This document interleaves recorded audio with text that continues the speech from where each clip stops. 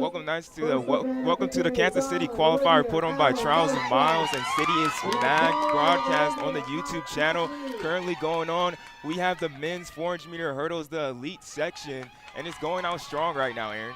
Yeah, it's going to be a great day of racing. Starting off with the 400 hurdles, definitely one of my favorite events. That's McDaniel Oliver going out there fast. He's from True Fit Athletics out in Florida, and he goes down. That's just a horrible thing to see here in the 400-meter hurdles, but we still have great racers coming through in the finish. That's Sage Ballin from Boston North Track Club going down the 100. They're coming in strong this last 100. This is where you really tighten up and you see who's going to take it home.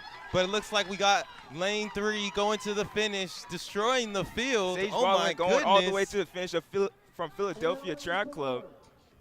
Sage what do we got on the time takes on that? the win on that one. Sage Ballin, he's from Boston North Track Club, but he's also a Philadelphia Eagles fan. I was researching about this guy, Aaron, and he was really hating that Carson Wentz trade, that Carson Wentz to the Indianapolis Colts, and I'm a Colts fan, so I was happy with it, but, you know, it happens to the best of us out there, but it really is sad to see Oliver McDaniel. He's a talented athlete. He went to Florida A&M University, and just to see him go down like that is something just we don't want to see in the 400 hurdles. That's not how you want to start off the first race, but congratulations to Ballin coming out around a 53.6, dominant win over the field. Yeah, I think that's a great way to start it off for him, but yeah, on April 17th in New Jersey, he ran a 54.46 to come out here and to come out and really just PR. And it's a little bit windy out there too, but I don't know if it's going to be that too big of a factor once we get down onto the track because it's kind of blocking it out. I think the guy's going to be able to run it out really good. But before we're going to look at a replay of Oliver McDaniel Oliver going down here in the 400-meter hurdles, the man was going out good. Like, look how good he's going over these hurdles, and I think it really happens to the best of us. It happens, and here we go with Sage Ballin coming down to the finish, and he really looks strong, and just that's how you want to be in the 400-meter hurdles. And Joshua, that's a season best for him. He ran 54.46 April 17th. So to him to come out here run a 53 low, that's a good sign. So. But it's going to be a really exciting day, Aaron, and I'm really just excited to be here. And if you guys don't know who we are, I'm Joshua Potts, the brother of the same mother, Aaron Potts, Super Potts. And we're usually on the Two Black Runners podcast, but today we have the honor of being at the Kansas City qualifier, and who put on by Charles and Miles, broadcasted on City and Mag. And it's really just to be the honor to be out here. But next up, we got this men's mile, and this high school boys mile that's really going to be exciting, Aaron. I'm just excited to be here, to be honest, Aaron. I'm super excited to be here, man. It's a dream come true. For real. Hey, shout out to everybody doing these YouTube meets, really changing the game. Most like definitely. We've been talking about this on the podcast, Two Black Runners, shameless plug, go give it a listen. But the rise of this YouTube running, you know, people have been upset with how running has been monopolized a little bit.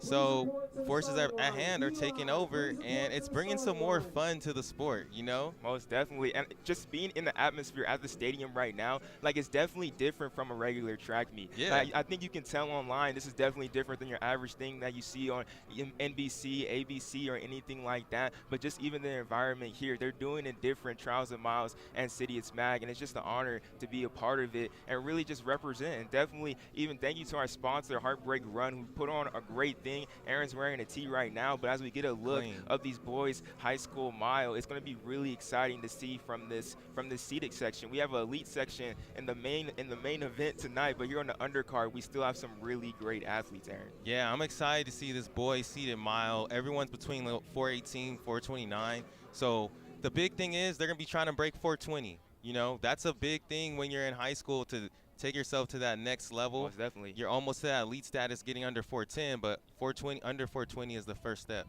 So let's quiet down while they get the gun going off real quick. But first off, let's just look at these shots, bro. Can we admire this? Like, don't these shots look The drone fire? shot looks amazing. Like the drone shot looks amazing. I cannot. Not lying there. This looks really good, but we have state champions in this seated section. We have people just doing their thing and really have just been great runners and really just like going forward, during this time, like they had this time where last year their whole entire season was canceled in the high school ranks, and that had to really hurt people that were juniors, and that's usually that big year in academics and in school where you get a lot of looks and you're trying to go for colleges. So they're really trying to make up that time here today. Yeah, every race counts. So I'm definitely thinking we're going to see someone run around like 4:17, maybe faster, I'm hoping. But hey, hopefully all those colleges tune in because you about to see some boys. They about to do their thing. Hey, they about to do their thing. They're going to finish the race, and they're going to be saying, show me the money, because they want that scholarly for sure. Yes, it's all about going to school and trying to get that scholarship. But here we go with the race, brother. Let's run through that start list real quick for them. And lane 1, we got Matthew Tolman from Olathe South High School. Lane 2, we got Tommy Hazen from St. Thomas Aquinas. Dylan Speckler from DeSoto High School. Carson Sturdy from Free State High School. Ben Shire. Starting to spread out a little bit, so they're moving. Are we going to be able to get some splits on this? And this right here is Dylan Speckler. Dylan Speckler, he's a real standout athlete out here in Kansas and out here in Missouri. Like, actually, he has a PR of 4:18. We're going to see his teammate, Gentry Alderson, later in the next heat for the girls heat. And, like, they've been dominant. Like, southeast of St. Helene High School has been, like, a real great school out here in this region. Yeah, and you gotta show out, you know, when you get that chance in your hometown. But they came through that first lap at 63, so they're gonna be on pace for a 4:12. So definitely on pace to get under 4:20. But you can see as they're starting to bunch up a little bit, they're slowing down. They're probably thinking, hey, that was a little bit too fast of a start. So let's see what they come through this 800, and hopefully they stay on pace to get under that 4:20. And as the wind is picking up too, I think that definitely is going to be a factor to who wants to take the lead and who wants to give the lead. But right now we got Ben Shyrock in the league right now. He took over dominant. He took a dominant lead. He's only a sophomore right now, and he got the guts to do it. He really got the guts to do it. He has a PR of 4:22 from Lawrence Free State, Kansas, and I think he's going to be ready for this. He got the head down. That looks like the headwind is on the home stretch. He's pushing it. I like what he's doing right here. You see how he moved? He's on the outside of the first lane because he's like, nah, you ain't about to draft off me, bruh. That's savage. Hey. Sometimes it be like that. Sometimes it be like that. And I can definitely tell Dylan Speckler, he's the bigger dude in this event. And he probably wants to get that draft because people want to draft off him all the time. It always happens. But no, he's going to allow him. He wants to go to the lead, Shyrock right now. And he looks good on this backstretch in this third lap. And, bro, this third lap means the most here in the mile. Yes. Who is that in third place? He's moving up right now. He's about to take over the lead. That's Riley Vanderveer in second place right now, moving up in the mix. I like that. That was a great move to cover because, like you said, that third lap is really important, and it looked like they were slowing down a bit, so he took over. But this sophomore just picked it up again. Shyrock going for it, but Riley Vanderveer has a PR of 4:22 and 800 PR of 1:55. But it looks like Shyrock, he's looking strong. He has a really nice stride. He don't want nobody to draft off of me. I'm liking the crew socks as well. That's Luis Perez from Liberty North High School moving up into second place with about almost a lap to go. They're ready, and they're ready to move. Hey, here we go. This is going to be a close race. Luis Perez looks great in second place, too. Got right on him. But, bro, Dylan, he keeps on throwing in these random surges, so we'll see. Ooh. Here comes Perez. Perez coming to the front. He ready. He ready. He wants the smoke right now, but Vanderveer is going with them as well. These three are going in with 300 meters to go. Who's going to take this? I don't know. Perez is looking really well right now. Hey, I'm going with Vanderveer. Oh, he's about to take over the lead. Let's not forget about Logan Seeger in fourth place, also trying to move up into that pack as well. He has a PR of 4:20, and he's a 9:10 two-miler. But Luis Perez is still leading strong, but Shyrock will not give up. He done all the work. He wants that money. He wants that money. Oh, this is one. Everybody's standing up right here. Here we go. Here we go. We're coming down to a kick. Vanderveer is leading, and he's looking strong. Oh, look at Vanderveer. What are they about to run right here? Here he goes. I think it's going to be all Vanderveer and Shyrock just right behind him, and Perez in third. But Vanderveer is going to take the win. 4:17, and that's like four boys under 4:20. I like it. Hey, I like to see that. I like to see that. I like it. Hey, great running from my guy right here, Riley Vanderveer out of DeSoto. Hey, colleges, y'all need to check this man out. He ran a great strategic race. He wasn't up there moving with all of the surges. He ran his own race, and then he took over that last about that last 300. He made his move. Yep. Here's a replay of Vanderveer taking over the race. See how he's sitting right back on him, and now he's starting to push up. 300 to go. Look at, he's patient though. He's patient with it. He's waiting. He's waiting. He's waiting. Luis Perez goes in the front, and he's like, "Okay, this is my time. I'm feeling it. I like that. I'm feeling it."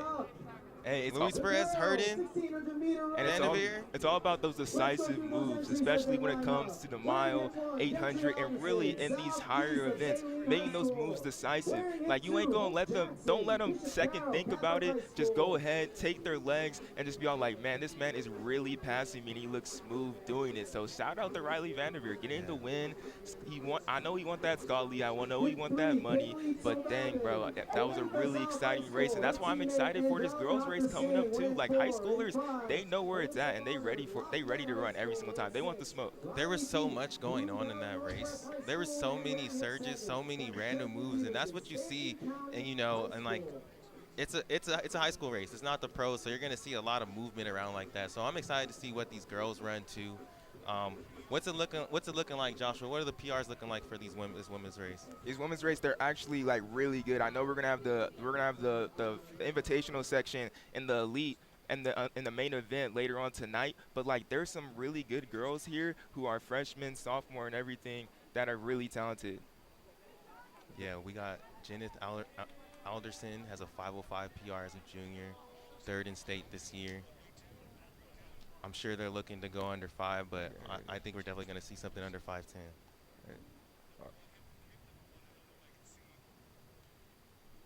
But it's gonna be a really good race, especially Gentry Alderson. But we'll go ahead and name off the other runners real quick. Gentry Alderson from southeast of Selene High School, who we saw Dylan Speckler in the first heat as well from that same school. Oh, she getting out. Hope Jackson from Bishop Carroll Catholic High School. We have Kaylee Tobin from Olathe South High School.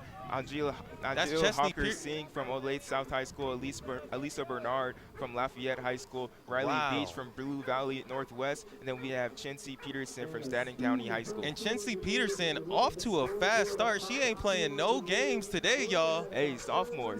She a sophomore? Hey, you know these sophomores running with hairs on their chest, bro. You know what's the definition of a sophomore, though, Aaron? What? Wise fool. So we'll see. We'll see if she's going to be able to get it done here today. She's going out strong. I think she may have been kind of mad she wasn't in that main event session, and she wants to prove it. But we'll see. We'll see what happens. Let's see what happens. I'm definitely rooting for it. I like running for the front. I've done it several times, and I've died, and several times I've won as well. But we'll see if she can get it done today. She has a 5:02 PR, so I'm sure the way she's running, she's looking to get under that 5-minute barrier. So let's all root for her. Let me see some thumbs up in the chat. Let's put on for her. And the colleges again. I hope y'all watching, because this girl ain't scared, bro. She really ain't scared. She don't care who's in the race with her. She's going out here to run fast. She don't need somebody to push her. She's gonna come out here and do her thing. And what's really going to be interesting is, like, when are they going to close this gap? When are they able to get up there? And, like, is she going to be able to respond once they get there? It's going to be really interesting once we get to that point. But also in second place right now, we have Riley Beach from Blue Valley Northwest High School leading that chase pack. But there is still some gaps in between that chase pack as well. So we'll see if they're going to be able to work together to try and work that way back up to Peterson. Yeah, it looks like she is slowing down a little bit right now, but we'll see. The wind could be a factor. Yeah, I'm not sure if it's on the backside or the front side too, but she is slowing down a little bit. Let's see what she comes through at 800 though. I'd be really curious. Yeah, it's going to definitely be a very interesting race, to say the least, and she's still killing it right now. She's still going hard. She's still trying to get that win right now. I respect it, bro. I respect it. You have to. She going to take the legs from them and make sure they don't move up with them. But Riley Beach is in second place right now. She has a PR of 5:12, and they are starting to close in on that gap. Who's that on her shoulder? That's Angela Hawker Singh in third place right now. This is actually a really talented runner from Kansas. Yeah, she's really talented, like, to say the least, Aaron. She won a 6A Kansas State championship this past cross country season, and she ran 5:19 indoors. So, like, I think there's going to be a lot of improvement coming from her definitely in this area. And they're starting to close, Aaron. They're starting to close. There's a lot of movement in this chase pack right now. Also, we have Hope Jackson right there as well, PR 5:15. She's also a two-time 5A XC champ, Gatorade Athlete of the Year. So there's there's a bunch of fast people in this race, you know. And maybe I was talking a little bit too soon. I was hyped off that start, but they're reeling her in. So let's see how she reacts when they get on her shoulder. Wait, did you say that Hope Jackson was the Kansas Gatorade Cross Country Athlete of the Year? Oh, she knows what she's doing, Aaron. She knows what she's doing. She got her eyes on the back right now. She sees that Peterson's she's kind of slowing down. She's kind of slowing down. Let's see how she responds though. Let's see how she responds when they get up on her. It's this last lap. What's gonna happen? What's gonna happen this last lap? They ready? I'm hearing that the announcer's saying they're at 5 flat pace too. 345. So they just need a 75. That'll be a 5 flat. So let's see if someone in this chase pack takes over like in that boys race. Let's see how fast they kick it in. And that's Hawker. Here we go. That's Hawker Singh. Here we go. The freshman. Here we Hawker go. Singh. Here we ready go. For this 300 meters. The freshman. Meters. Oh, look at her open up. Look at her go to the arms right here. And Riley Beach, the Iowa State commit, coming in at second, trying to cover that move. And that's what you're supposed to do. Decisive moves, make the wins. Wait. But Hawker Singh going with her. The freshman ain't scared though. Most definitely. Just sit on her right here. Just stay with her right here, and I'll kick her the last one. I don't know. You gotta cover that move. Jackson is going to the arms. The arms are definitely where all the power is coming from right now. And she's moving fast. She got the head down. Wow. She ready. She's trying to get a Scully too. She definitely trying to get a Scully right now. And she's trying to break 5 minutes as well. This is definitely gonna be a big PR for her. Her PR is only 5:12, and she's gonna smash that right now. But all these girls are gonna smash their PRs. Wow, she's gonna be under 5 by 4:55, 56, 57. They commit PR of 5:12 used to be, now it's a PR of 4:59, 4:58. A great race from her, and it's really happy to see when high school runners like run fast, they accomplish their goals, because that's the things they've been training for 4 years. Yeah, here's a little replay. There we go. We see Chesney Peterson getting out. That's how you gotta do it. You know what they say, wise fool. There's wise and there's fool in that. This is a wise decision. She had the strength. She had the 5:02. She wanted to prove something to herself today. Sometimes it doesn't work out. Sometimes it goes as planned. But we have a look now at Hawker Singh really just making that great move, and that really just slingshotted Riley Beach to be all like, oh, I need to go now, and she didn't look back. Hey, and I like the race that that freshman ran, Hawker Singh, with a hip number 4 on, because she ran a controlled race, and that got her to that 501. You don't usually see freshmen run with such strategy and so much control. You know what I mean? You would think that she would have went out with her, but she's well coached, and she did her thing, and we're gonna see a lot of her. But now we're switching over to the men's Masters Mile. Straight up, I think this is a sleeper race. So this is a sleeper race. This is very interesting. Very interesting. Let me tell you, we're brothers. We're brothers. We argue a lot. We love track. I've been running since I was 5 years old. Aaron's been running since he was 8. And Aaron recently graduated. He's 26. And this man says that when he's like 50, 60 years old, he's going to be able to break 5 minutes in the mile. And we're going to see like 60, 64-year-olds break 5 minutes in the mile and may even break world records in this race. Yeah, we got Dan King currently. He's ran a 4:49. That's the unofficial record for the 60 to 64 age division. So I think that's going to be me one day. I'm not going to lie. I think I could do that. He really thinks that he can just like train like not that much. These dudes are putting in the work. Hey, they are I'm not saying they're not putting in the work. I'm just saying I'm nice like that. I'm not trying to. I'm nice like that too. I don't know, bro. I don't know. These dudes are nice. And Dan that's King, the man. though. Dan King, right there. Colorado alum. Man, this is going to be a treat. I'm telling you, this is going to be a treat. Like, you think the main event's going to be see a world record. You think the main event's going to be fire. This is about to be fire. And once we go through this gun, I'm going to give you guys the start list real quick. We got Chris McDonald and Boulder from Boulder Underground, Mike Jackson running unattached, Brock Butler from DWTC, Jeremy Garrett from Kansas City Smoke, Jonathan Bichard from KC Smoke as well, Dan King from Athletics Boulder, Mike King from Heartbreakers, then Chris Wolf from Evanston Run Club. And here we go. It's going to be an exciting race. It's going to be a really exciting race. Another fun fact, Dan King is the eldest in this field, but he also has the fastest PR coming in, which is another thing that's just amazing, you know. I mean, someone I want to be like when I grow up. You know what I mean? Hey, it be like that sometimes. But right now we got Mike Jackson. He's in the 45 age group, a level 8 Masters runner, and he's looking really good right now. But right there, Lane, who's in second place right now, that's Jeremy Garrett. He's the member of Kansas City Smoke. So really just right down the street from here in Kansas City. He's a philosopher and biochemist living in Kansas City, Missouri right now. And he's married to one just like that. Like a lot of these people, like they have family, they have kids, but they take out the time to really keep on training, keep their dreams alive, and run fast and, like Dan King, break world records. Yeah, that's the hardest part, I would think, being a Masters athlete is, you know, having a whole family, having a career to have to deal with too, and you know, those aches and pains that just come a little bit more. I mean, that's probably what I'm underestimating, you know, but to see these guys do that, and by the way, they came through under 75, so they're on pace for sub 5 right now, which is crazy impressive. But yeah, there has to be a lot going into it, being a Masters athlete and getting out there and really running like this at that age, like. And that's Jonathan Bichard moving up into second place right behind Jackson. And he's from Kansas City Smoke, and I think they want the smoke right now, Aaron. Hey, they want all that smoke. They want the smoke because Mike Jackson is looking to try and break everyone smooth, right now. bro. He really does. He really does. I don't know if I could compete with this man. I'm kind of doubting myself. I mean, I can't lie. Like, I haven't even ran once this week, and I'm talking a big game out here. You know what I mean?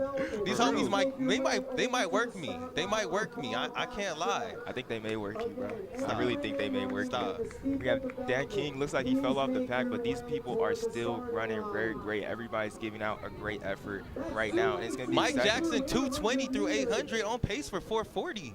Ooh. Jeez. I like it. I like it. I like to see it. I like to see it. Yo, anybody with the name Mike Jackson, you know they just nice. Like, Bro, it's something about the honest. MJs. It's something about the All MJs. every Aaron. MJ I know is nice. Hey, but let's not count out Jonathan Bizarre. It looks like Mike Jack, like you said on that third lap, he's trying to make a move. He's trying to break them. Maybe he doesn't have the best kick, but Jonathan is staying right there. He's a little far back, but let's see if Mike Jackson falls a little bit back. 600 meters to go. 600 meters to go. Let's see what happens. Let's see what happens. It's going to be interesting. And Aaron, I know you were on a club team while post-collegiately, and you got to be around like these Masters runners. Just how much determination and dedication do they put into their craft? They love the sport, man. Yeah. That's the main thing. I actually did race a dude. He was like 40 something, breaking 4 in the mile.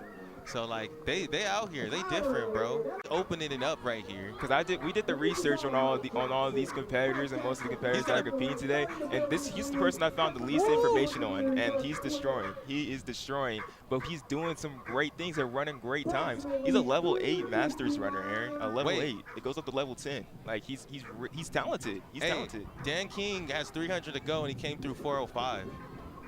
He still might get under 5, like, you know what I mean? He might run something crazy still. But here we go, Mike Jack coming in, 100 meters to go, coming through 418. Into the headwind, finishing it strong. Hey, yo, give it up for this. Give it up for all of these guys out here, man. You really love to see it. And like you said, these people, they love the sport. They love to run. And this man is having an amazing run. Look at that, 434, 35, 36. A great run. Jonathan Bichard in second place as well. And then we got Jeremy Garrett from KC Smoke. A lot of high school boys just got smacked, though. A lot of high school boys just got smacked, for real. Bro, why are you calling them out like that? I'm just saying. That's unnecessary. I'm just saying. That's unnecessary. Like, that's how I'm gonna be. Like, I'm gonna beat my sons. We gonna lace up, and you gonna get smacked. Oh, here we go. 50. This man is 60. He just ran a 505. And we didn't even talk about Dan King that much, but Dan King, bro, like he was a Colorado alumni back in the day. He suffered from chronic like Achilles pain and everything like that, and really battled back after reading Born to Run. After reading that book, he came back and really just like reshaped his form from all the plantar fasciitis he suffered. But really great run from everybody. And Aaron, we're gonna. So you're saying I got time? You're saying I got time? He switched it up in his 30s. I'm 26. We're gonna have a conference call, or we're gonna talk to these guys afterwards, and we're gonna get some tips, and maybe they can help you out. Like, we're really gonna talk to Mike Jackson. This man's in shape. What is he doing that we're not doing, for we can just stay healthy like him? To be honest. Yo, I kind of want to race these dudes right now. I'm just playing. I'm gonna hurt myself.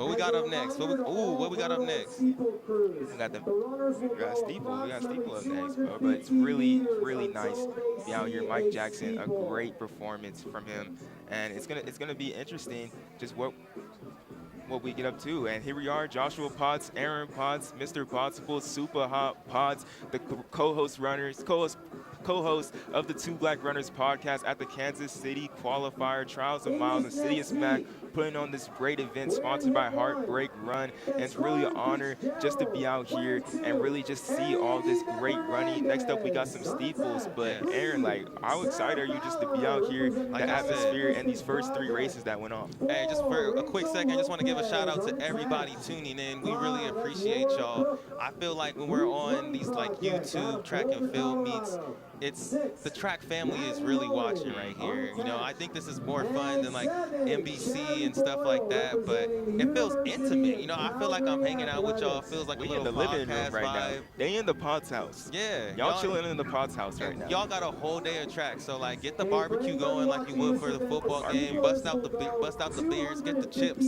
whatever you eat. Get the Capri Suns. Get the Capri Suns. Okay. You know what I mean? And let's just kick it. But no, I'm super excited to be out here, honored and blessed to be commentating for y'all. Yeah, and I can't really say much more than that, man. I just feel blessed to be doing this, man. Yeah, it's going to be a great event, and we have an even greater main event later tonight, and it's going to be something that everybody is going to want to see, especially once we get Kyle Merber and Chris Chavez into the studio. But next up, we got the women's 3,000 meter steeplechase developmental group, and it's gonna be a good one. So for these races, like, we have the open heats, we have the developmental, we have the Olympic qualifying, and then we have the Olympic trials qualifying. Developmental is the lower heat, but don't let that fool you at all. Some of these girls can really still run. They have great stories to go along with them, and they're really they're trying to make their dreams come true in this Olympic year. Like, our dad always tell us, when it's Olympic year, people always run fast, and that's what they're trying to do here today. And in lane 1, we got Connie Fitzgerald, we have Ariane Yves Hernandez, Sarah Fowler, Rachel Lopez, Laura Cook, Maddie Mullen, and then Cherie Boyle as well in this heat. It's going to be a good one, Aaron. Yeah, it's going to be a good one. It looks like everyone's taking it out a little bit conservatively. We got Fitzgerald in the lead with a hip number 1 on. Let's see what these girls could do today, man. And I think it's going to be really interesting. Once about a steeplechase, sometimes it's hard to find that right race when it comes to the steeple, you know? Most definitely. You ain't lying. But yeah, the steeplechase is such an amazing event. Amazing. You got to be an athlete to, you know, hurdles in a distance race. Who's doing that? Not me. But out there in first place with the lane 1 on her left shoulder, that's Connie Fitzgerald of Central Park Track Club. She has a PR of 10:36 that she ran in 2019. The last meet that she actually competed in in 2020 was the Ocean Breeze out there in New York. She's a head coach at Mile High Run Club in New York as well. So they're doing some great things, and that's the reality of the water jump right there that we just seen live. Like, sometimes they stumble, sometimes they fall, but they always get up, you know, because they pushing on. You got to. And let's give a little quick shout out to Central Park Track Club. You know, you're going to see today a lot of post-collegiate athletes out here, and that is a grind, kind of like the Masters athletes. Like, you're working and you're also pursuing that dream, trying to make that Olympic trials. So anything we can do to help and putting on meets for those type of people is always great and an honor. So again, shout out to Trials of Miles, shout out to City of Smag and Heartbreak for just supplying another stage for athletes to come out and perform, you know? And that's Laura Cook moving up to the front. She's from Roots Running Project. This is actually her steeple debut, and she's ambitious. She's ambitious going to the front, and I think she's a kind of a jack of all trades. Last year in 2020, she was at the Olympic Marathon Trials and competed there. Like, she does it all. She does it all. I mean, that sounds like steeplers, man. Steeplers are the people that are just good at everything. They're good at really random stuff too. From my experience with the steeplers, like, they might be rock climbers, they might go run an ultra marathon, they might run a marathon. But you know, it takes a little bit something different. Looks like she was grimacing a little bit. Hopefully she's okay. But look at she's getting up and she's keeping it going. I think it's just because it's her first one. It's her first real steeplechase. She's done a 2K steeplechase, but never a 3K. And I don't even know what the nerves could be to go in and run a steeple and have to jump over barriers. Like it's an interesting development, I feel like, for anyone. Yeah, and honestly, like, look at Fitzgerald as she goes over each hurdle. Like, she has great form, and that comes with experience. Here we go.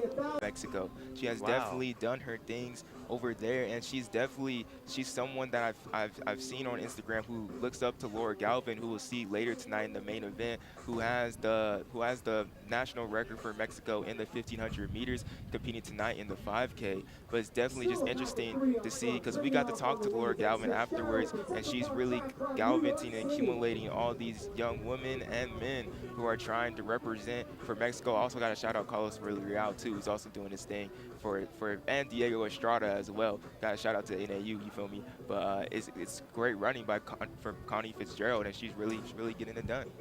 She is a great form over that water jump as well. She looks really relaxed and experienced in this event. So we'll see. They got about 4 more laps to go. Let's see if they can close this gap on her, or if she starts to widen out that lead a little bit too. But this is definitely an event. As time goes, you're going to get more and more tired going over each hurdle. You got to make sure you get that trail leg up, because you don't want to hit that.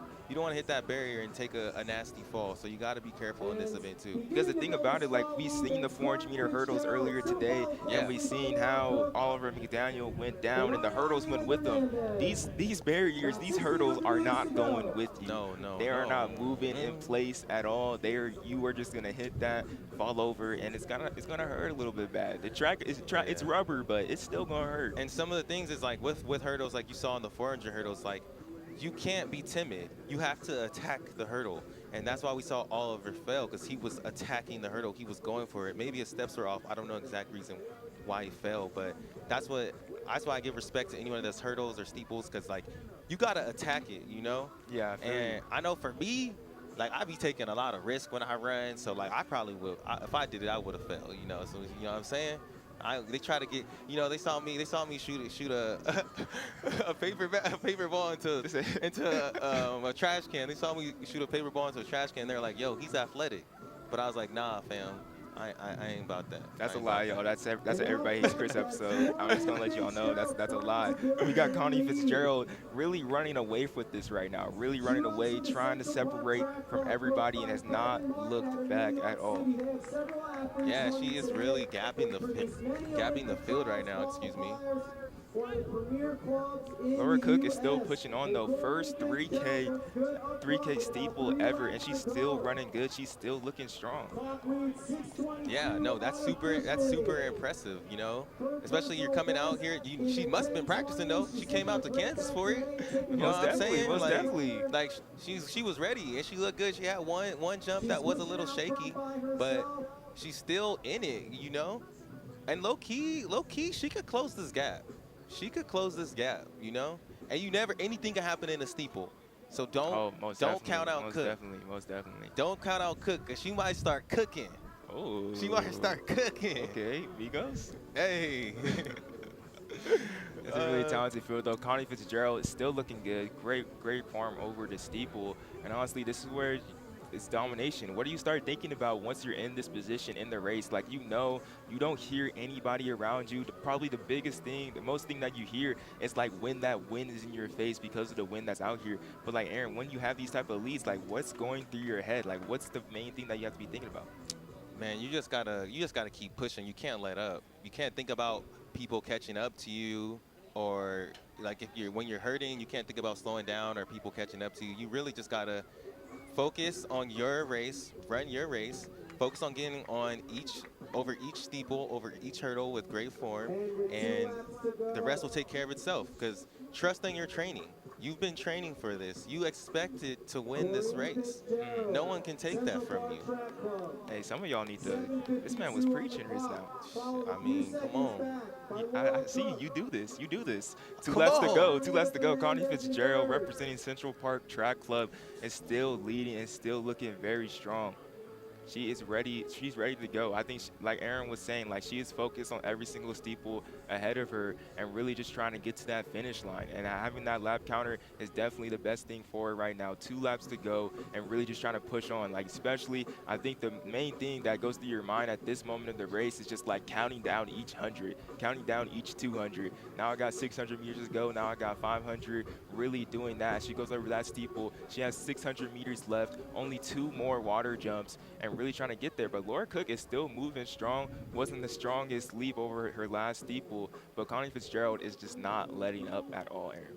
Yeah, and again, shout out to Central Park Track Club. Just looking into them, it looks like they support athletes that are trying to compete internationally. They have a bunch of people on their team right now with the Olympic qualifying events. So she's living up to the club name.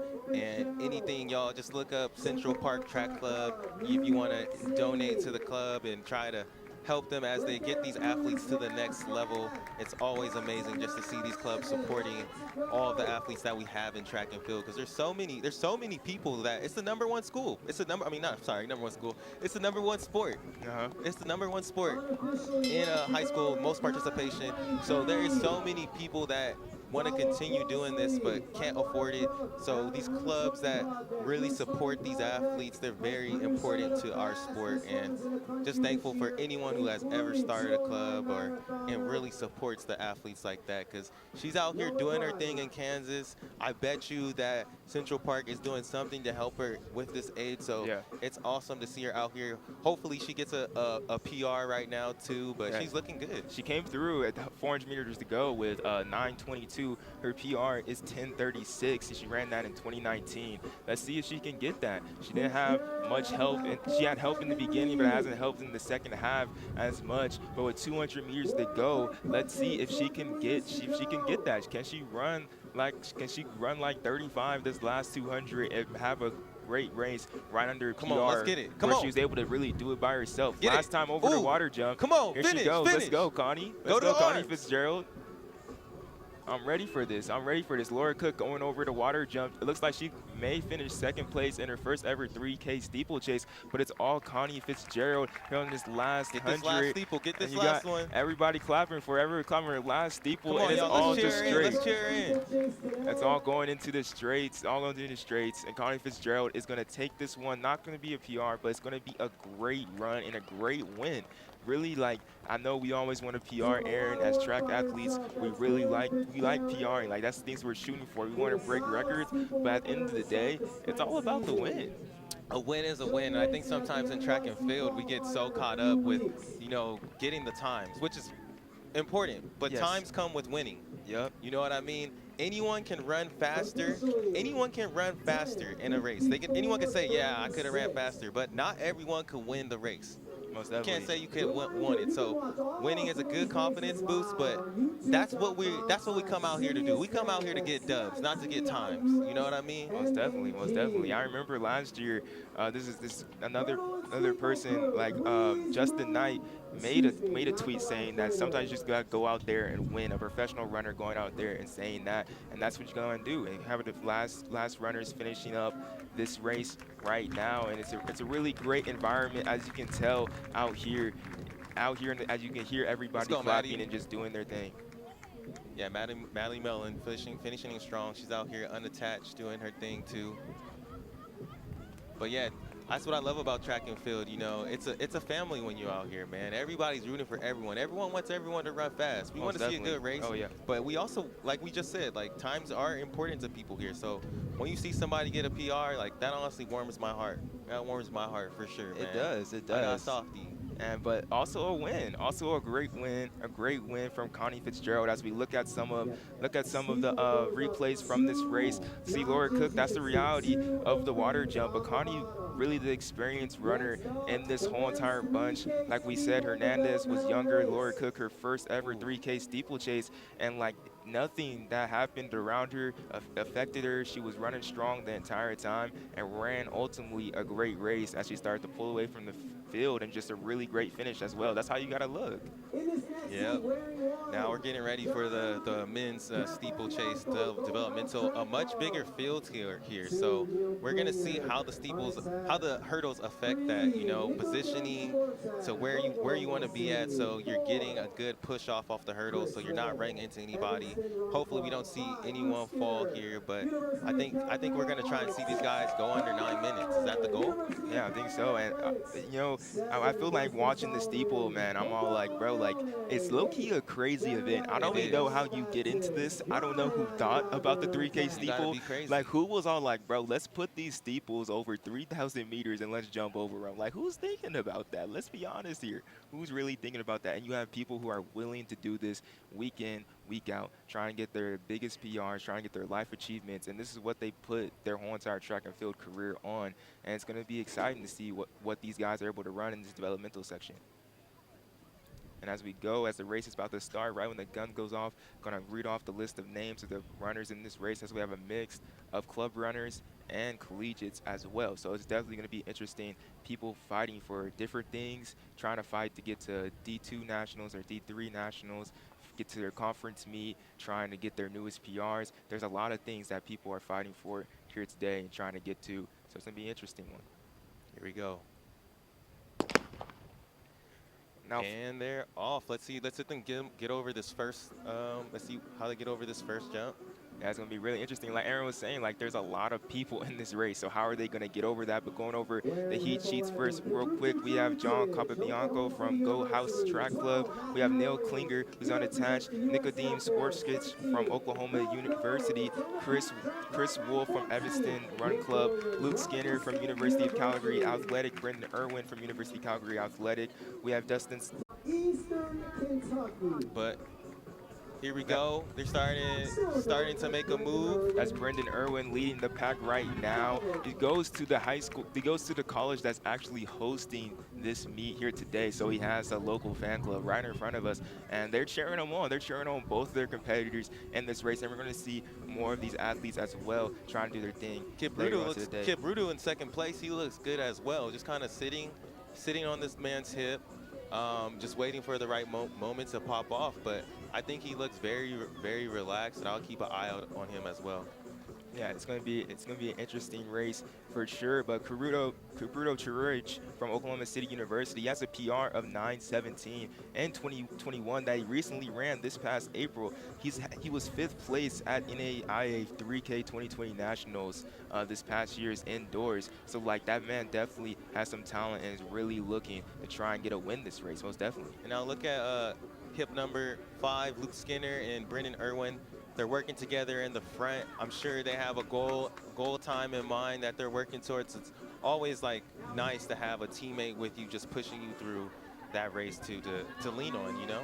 Yeah, Luke Skinner from St. Mary's of Kansas, he has a PR of 9:02 in this event, so I'm pretty sure he's definitely looking to break that 9-minute barrier. But this man, he's also the NAIA 3,000 meter indoor champion this past year in 2021. So like, this is a great competitor.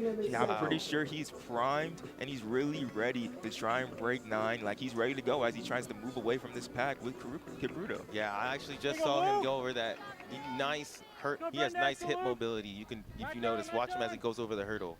Very smooth, very smooth. And being efficient in the steeple, that's gonna save you a lot of energy because you're constantly going over these hurdles. So as much energy as you can save going over the steeple is gonna help in the long run. And his hurdle form is beautiful. And that's Adam Godwin moving into 3rd place of that chase pack and really trying to close in to Kipruto and Skinner. And right there in 3rd place, the man from Oklahoma State University, that's Nicodemus Sportskich from Poland, actually. He was actually a talented runner over there when he was younger in his youth stage, and he has a PR of 9:01 in this event that he ran in 2018. He's a U18 and U20 Polish steeplechase champion, so he as well, I think, sees that he has the talent for this race and to be up there with this lead pack as he starts trying to move in. Adam Godwin as well is trying to close that gap, but we'll see. The gap is definitely getting larger. Yeah, he's definitely looking like he's closing the gap, gonna get right in there with them, and it's gonna be an exciting last 800. I'll put my money on that. The last 800 is gonna be fire. Yeah, but right now it's all Skinner and Kipruto going for it, and this is going to be an exciting race. In the ladies' race, we didn't get to see this tight of a race, but this is going to be interesting as we go over these steeples, and it's going to be really nice. Kipruto starting to fall off a little bit, but don't underestimate him. Don't underestimate him. Like, he's ready, he's relaxed, and I think as well, Nicodeme is really just staying back and ready to go, ready to close this gap as well when the time comes. But you could just tell 1 and 2, they both have they get over the hurdle with so much ease, man. And that's saving you so much energy. And I think that's why they're able to lead from the front in the beginning of the race. But look at Nicodeme. He's really coming up. He's really coming up. He's starting to close that gap. He's taking his time, gradually getting closer and closer to those front 2.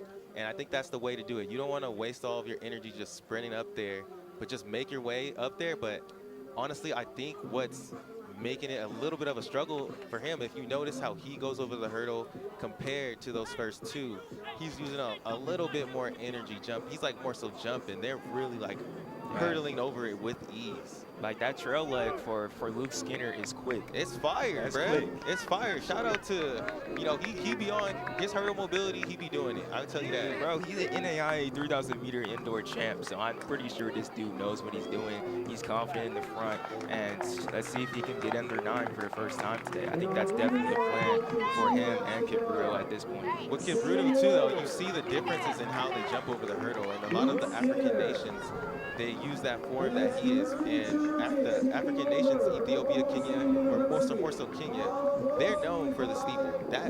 They dominate us in that event. And like you said, Aaron, 2 laps to go, 800 meters to go. It's getting real interesting. Kipruto Churich from Oklahoma City University, the senior, is moving to the front and trying to break Skinner right now. He thought this was the moment. Will it be too early? Will it be exactly the right time? We'll have to wait to see over these next 2 laps, but he is gapping right now. He's putting down the hammer. I'm going to call it. I think it's game over. He sat on him, so basically, he sat on him this entire race. He's been sitting on the leaders. So when you sit on somebody, you can feel when they start to struggle. You just have that intuition that, I could break this guy right now. Okay. And that's what he's doing. Look at him. Ooh, look at him go over that water jump, though. He's moving. He's ready. He's putting the nail in the coffin right now. That's the plan. Put it in the coffin. Let's go. Kipruto Churich. It's going to be a big trying to do his work right now, trying to get under this 9-minute mark. And it's going to be interesting as we come here. 450 meters left to go. Luke Skinner is still looking strong right behind him. He just got to keep his eyes and his eyes right on Kipruto's back to try and close that gap and still run a great PR. Yeah, and one thing too, I think he might have did it on this lap before, but what you see a lot from steeplers, that last water jump, because usually on the water jumps, they'll touch it with their foot and push off. But you're going so fast going into your kick, you just hurdle that. Kipruto is going He's right really now. gapping the field. Oh my goodness. He's really trying to put on this hammer. I think you can't tell, like right in person, you can tell how fast he is moving right now. And he is really pushing this last lap and trying to get anything that he can. One more water jump to the finish. And it seems like he has dropped the entire field. Luke Skinner is behind him about 40 meters. We'll see. Let's get it. Come on. Let's get over this hurdle. Come on. Get under that 9-minute barrier. Ooh, you see how he hurdled that? Didn't even touch it. Bro, this man didn't even touch it. Kipruto Churich's PR is 9:17.84 that he ran Come on, in let's go. He is about to destroy He's that gonna get under now. 9 for sure. Let's watch out. Luke Skinner. Finish strong. Luke Skinner at 8:45 with 100 meters Don't left. check your May break 9. Kipruto, this is all him. He know he broke 9. Wow. He know he Great did it. job. Let's see how far he's gonna get. Luke Skinner, can he get it as well? Hey, giving the glory to God as he finishes. I love it. Oklahoma City University. Luke Skinner right behind him is going to finish in second place. 9:04. Just about 4 seconds off his PR, but it was all Kipruto Churich doing his thing from Oklahoma City University. Like I said, bro, this man was 5th at NAIA 3K 2020 Nationals. Like, he's definitely a great competitor and was out here doing his thing today. As we see our last runners going over the steeple here today, and this is, I'm telling you, this steeple is hard, bro. The steeple is hard, so hats off to everybody that was out here competing today, and definitely I think the wind has definitely died down a little bit in this race, but that doesn't matter. It's still going to be hard. The victory still tastes great, and with the PR, it's even better. Yes, sir, man. And again, shout out to Kipruto. He ran a great strategic race. You know, that first lap, it looks like he kind of like sat back and he waited for his time to get in position. He trusted that it's time. I'm going to take off. I'm not going to die. This dude can't come with me. And he was right. Sometimes it be like that. We had Churich winning it with 8:56, Skinner right behind him in a 9:05, and then we have Sporks from Eastern Kentucky University in third place, finishing out our top three in a 9:16. So it's going to be really interesting as we go on to our next event, it's the Men 800 run Olympic Trials qualifier, but really some great running from Kipruto Churich and him just doing his thing here today. Now, as you hear on you guys, I don't know if they can hear the announcement, but we got the men's 800 meters coming up next. You know, me and Joshua, both 800 runners, so we love the 8. We love the 8. And if you listen to the Two Black Runners podcast, and if you featured just anywhere, we have a lot of 800-meter runners like on our show. And as I put on my Gooder glasses, bro, who are another sponsors of this meet, like, do I look gooder? I know it's a corny joke that Chris Chavez, but I definitely, that's the truth. I didn't need the glasses for that, to be honest. But like I was saying, I'm hurt. Like I was saying, for the men's 800 though, the Olympic Trials developmental heat, and it's really just going to be really great to see how they run. And like on the Two Black Runners podcast, we've had people like fourth fastest runner of all time, Nigel Amos on the show. We talked to Ajay Wilson, who's the American record holder for the women as well. And so it's really, the see the 800 and watch the 800, I think is like one of the most exciting events to watch. Yeah, and going into this race for the 800 developmental, I was researching the times, and a lot of these guys are around 151, so they're going to be trying to break that 150 barrier, which is like a big deal. It's like breaking 5, it's like breaking 2, but when you get to that 147, 148 range, you start to feel a little bit elite. You start feeling yourself. So a lot of these guys, I'm sure they're going for that sub 150, but here we go, another shot of that steeple, just a replaying of them going through. This was a great race, man. It most definitely was. It most definitely was. The guys from St. Mary's on their home track have to be feeling a little good, going out there 1-2, and I've done that before with my teammates. You be feeling like, man, we about to sweep this. But the reality starts to kick in, and we had Skinner taking the lead with Kipruto Churich and really just going them at it 1v1, but then Kipruto just put on that nasty surge with 2 laps to go with 800 left, just how Aaron said, and Kipruto Churich did not look back, going over that last water jump and really just destroyed the man's PR. I'm liking that celebration as well. I'm liking the celebration. Glory to God while stopping your watch. That's a lot of multitasking right there. While jumping over hurdles. Come on, man. Hey, that's why he is Stiefler. He's been a monster. That's why he is Stiefler. He's been a monster. That's why he's Stiefler. That's why he does his thing. It's going to be really interesting to see with these next events, and especially with this men 800-meter run Olympic Trials qualifier developmental. It's going to be interesting because, like we were saying earlier, me and Aaron, we love the 8. We love some fast running, and it's going to be a great race all around. Yeah, and like I said, a lot of 151 guys here, so they're gonna be looking to break 150. So I expect them to go out. They're gonna want to go out around like 52, 53, and then that third 200. If you run the 8, that third 200 is important. You know, can't forget about that. So we'll see who takes the lead there, and then who's going to finish the best that last 150, 120. So it looks like through the 400, they're going to be going through the pacer at 51 to 52 in this race. So they're going out hard. 51, 52 ain't no. Right now, I think, is that the pacer? That's the pacer. That's the pacer. Okay, I like that boy moving. He is moving, but that's right now. Ryan Wittenberg with hip 1 is out there in second place, leading the real pack. 25. They moving, Brad.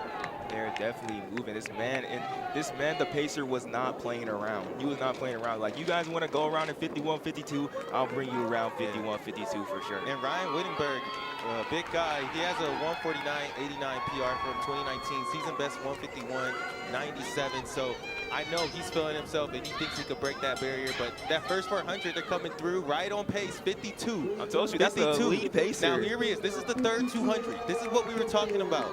This is where you get yourself in position for that final finish. Let's see what happens on this third 200, and we are seeing some movement right here. That's Cameron Laverty in second, third place right now, right behind him. Then as well, Terry Robinson Jr. trying to go with Ryan Wittenberg. Oh man, and a good move, Empire Elite. That's Luciano Fiore. He's coming out there, taking over the lead, going into the last 200. He has a PR of 151.66. So big Robbie Andrews fan, so you know that he's gonna have a nice sprint finish at the end too. But Terry Robinson Jr. is not letting up, but I think he here we go, I don't know what's gonna happen this last 50 meters. This is what I'm talking about. 800, one of the most exciting events in track and field. Here we go. It's going all the way to the line. Who's gonna get it? Who's gonna get it? Man, lean. Ooh. I think that was Terry Robinson. They got under. I think it was Terry Robinson. They got under 149.70. Terry Robinson. Let's go. Second place, Fiero, 149.77. Applewhite in third place with 151. And wow, all about, Terry like Robinson had a 155.99 PR coming into this, and he just broke 150. I just got goosebumps. Let's look at the end of this race. See how they're coming in. You gotta get that lean down. No matter what your PR is coming into the race, man. I don't know. Everyone, he probably looked at the heat sheets. Oh, he probably didn't. There's a whole bunch of 151 guys. He had the slowest time coming in, and he took the dub. He wasn't scared. The dude was ahead. He was like, I'm gonna get you. Most definitely. I'm gonna get you. And I think that's what happens when you're running something like an 800. Like he went out, the pace was great, and he was able really just to like run his race. He was able just to compete and really compete with everybody and run a great time with it. And I think that's the best way that we love to see and like PR out of this, where like you're able to run a great race and like you still get the win and like you don't have to lead it the entire way. So that was really just great running from Robinson. And don't you just love that about the 800? Like, it's such a crazy race. Like, there was a lot of moves. It was. That was hard to cover. I was like, whoa, they were switching it up a bunch, you know? And that's what it is. It's really fast chess. And as the chess game gets a little bit slower right here, we have the men's 1,500 meter run Olympic trials qualifier developmental heat as well. And it's going to be interesting what we see from this heat as well. There's going to be a lot of great runners trying to get some standards, trying to run some great times, and they're trying to run fast, Aaron. That's ultimately they're trying to run fast. And the 15, another event of mine event that I did that I really love. So I'm excited to see what these guys do. Yeah, it's going to be a really, really interesting one to just go through the members of the competitors of the heat real quick. We have Jose Maria Martinez Marez from Mexico in lane 1. We have Martin Parvadano from University of Calgary Athletic in lane 2. We have Austin Dahlquist from Roots Running Project in lane 3. Will Laird who's unattached. Angus Beer, Shea Vara, who's unattached as well. Benjamin Allen from Concordia University St. Paul. We have Benjamin Allen from Concordia University St. Paul. Brandon Hutchkins from Victory over Valsadis as well in lane 8. Aiden Ryan in lane 9 unattached. Billy Ehrlich, Brooks Running in lane 10. Israel Tangero Alvarez from Galgos, Mexico. And then we have Theodorix Medrano from Boulder Underground. Then lane 13, last man, we got John Minnick from Spivey Track and Field. Joshua, what are we looking at with this race? Are they looking to go under 350? What are the times looking like? Man, I think they're ready for this. They're ready to run fast. They're ready to really just get something done here today. And we're off. Let's see how they get this first 100. You can really tell a lot. Like we've been saying, the theme. You can see how bunched up they are, how far the gap is, how fast they really are going. But look, they're starting to string out a little bit from the gun. So let's see what they come through this first 400. I'm sure a bunch of these guys are trying to get in that under that 350 for sure. And it's a big field. So you got to make sure you're in the right position to make those moves that you want. You don't want to get boxed in. You don't want to be bunched up to where you'll fall over. So just got to get right. So they're coming through 344, so they're on pace first. That's probably going to be like a 60 first lap. Oh, they're going 341. They're trying to run 341. I just heard. Okay, so they got to move. That's gonna be interesting. Oh, and that's 60. And that's Jose Maria Martinez Marzetta from Mexico leading the way right now. And I think he's from that same legion that we seen earlier from Hernandez, who was doing her thing from Mexico, who's led by Laura Galvin and that real group trying to put on some great running for the country of Mexico. And that's Martinez really leading the way, leading these guys out as they start stretching out a little bit more as his pace quickens. He's not a pacer? No, lane 1, lane 50. Okay, I was like, yo, he going for it. No, he a pacer, bro. Yeah, so the Rabbit, that Rabbit is putting down some heat, it looks like right now, and they're not really feeling it, but they're making the race tactical. The way that they're bunching up and not really going with the Rabbit, it's just going to come down to a kick, which is going to be very entertaining, but it could be bad for time. It could be bad for time. We'll really just have to wait and see how everything unfolds and how fast they're going to end up running this one right here. We're about to come through 800. Let's see, 202, 203, 204. So the pace slowed down a little bit, but they're still running strong. As you can tell too, it is bunching up a little bit more, but everybody is still moving ahead, and it looks like they're trying to actually like picking up the pace right now and trying to close the gap on the pacer a little bit by the time. Well, yeah, because they're getting ready to go into that final lap, so they want to make sure that they're in the right position as well. And we don't know from up here in the booth, we can't really tell how windy it is, but that could be playing into a factor of how they're positioning themselves in the race as well. And that's Aiden Ryan leading the pack right now with the Tracksmith kit. Aren't those kits firing? Those kits are fire. And let's just say Tracksmith has been doing so much for the sport. I see so many people in their uniforms who they are really sponsoring and trying to help get to that next level. But 2:49 with 1 lap to go. Let's see if they could get a 60 last lap or a little bit faster, because I'm sure they want to be far under that 350 range. But let's see. That's Benjamin Allen as well in second place, trying to move up, trying to close that gap. Okay. And about 3:19. Let's see where are they going to run, Aaron? Where are they going to run? They're going for it. Here we go. We got another They're trying to go burner. under 350. That's Aiden Ryan. Aiden Ryan, last 100. He's looking good. Aiden Ryan is looking strong. I don't think they're going to catch him. Trying to go under that 350 barrier. Everybody in this heat. Benjamin Allen closing strong, too, in second place. Looks like Aiden Ryan is going to win this one. 347, 348. Gets under that 350 mark. And really just great running from everybody out there. Yeah, 348 officially for Ryan, 349 for Allen. Yeah, so they took it out a little bit slower, and they bunched up around that second lap, but they were able to finish strong because they came through around 249. So that's about, he got under 60 that last lap. So they probably could have ran a little bit faster, but no one was willing to really go with the Rabbit because he took it out hot. Mm-hmm. They really went for that one, and that's just a great run from Aiden Ryan, doing his best out there in that Tracksmith kit and really just getting it done for all of us out there to see. And I definitely think there's people out there happy too that they got under that 350 barrier, that elusive barrier that a lot of people want to get over at some point in their life. Yeah, that 350 barrier is kind of like that 150, but here we go. We're going into the 1500. Developmental heat. In lane 1, we got Alex Egbert from Mitch Black at Elite. In lane 2, we have Tucker Dale from Northwest Missouri University. In lane 3, we got Jake Norris from Northwest Missouri.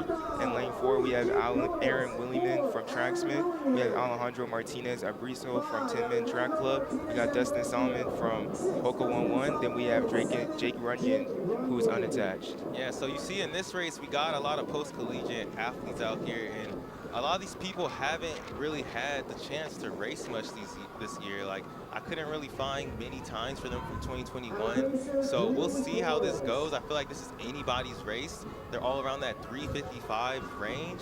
So let's see what happens. This heat is about 2 seconds slower in the pacing than from the previous heat. So instead, last heat, they're trying to go through at 2:28 through 1K.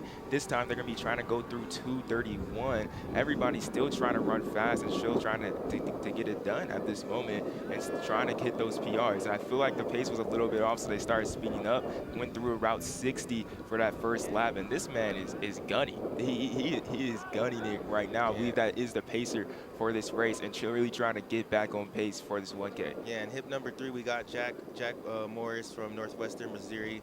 He ran 352 this year, 152 800, and 407 indoor. So he's been having a great season. Jack Smith, we got, Aaron Willingham. He has a great first name, great first name, 356 PR. So don't count him out. There's something about people named Aaron, like they just nice with it. And look at him. Look at Aaron Willingham coming up on him.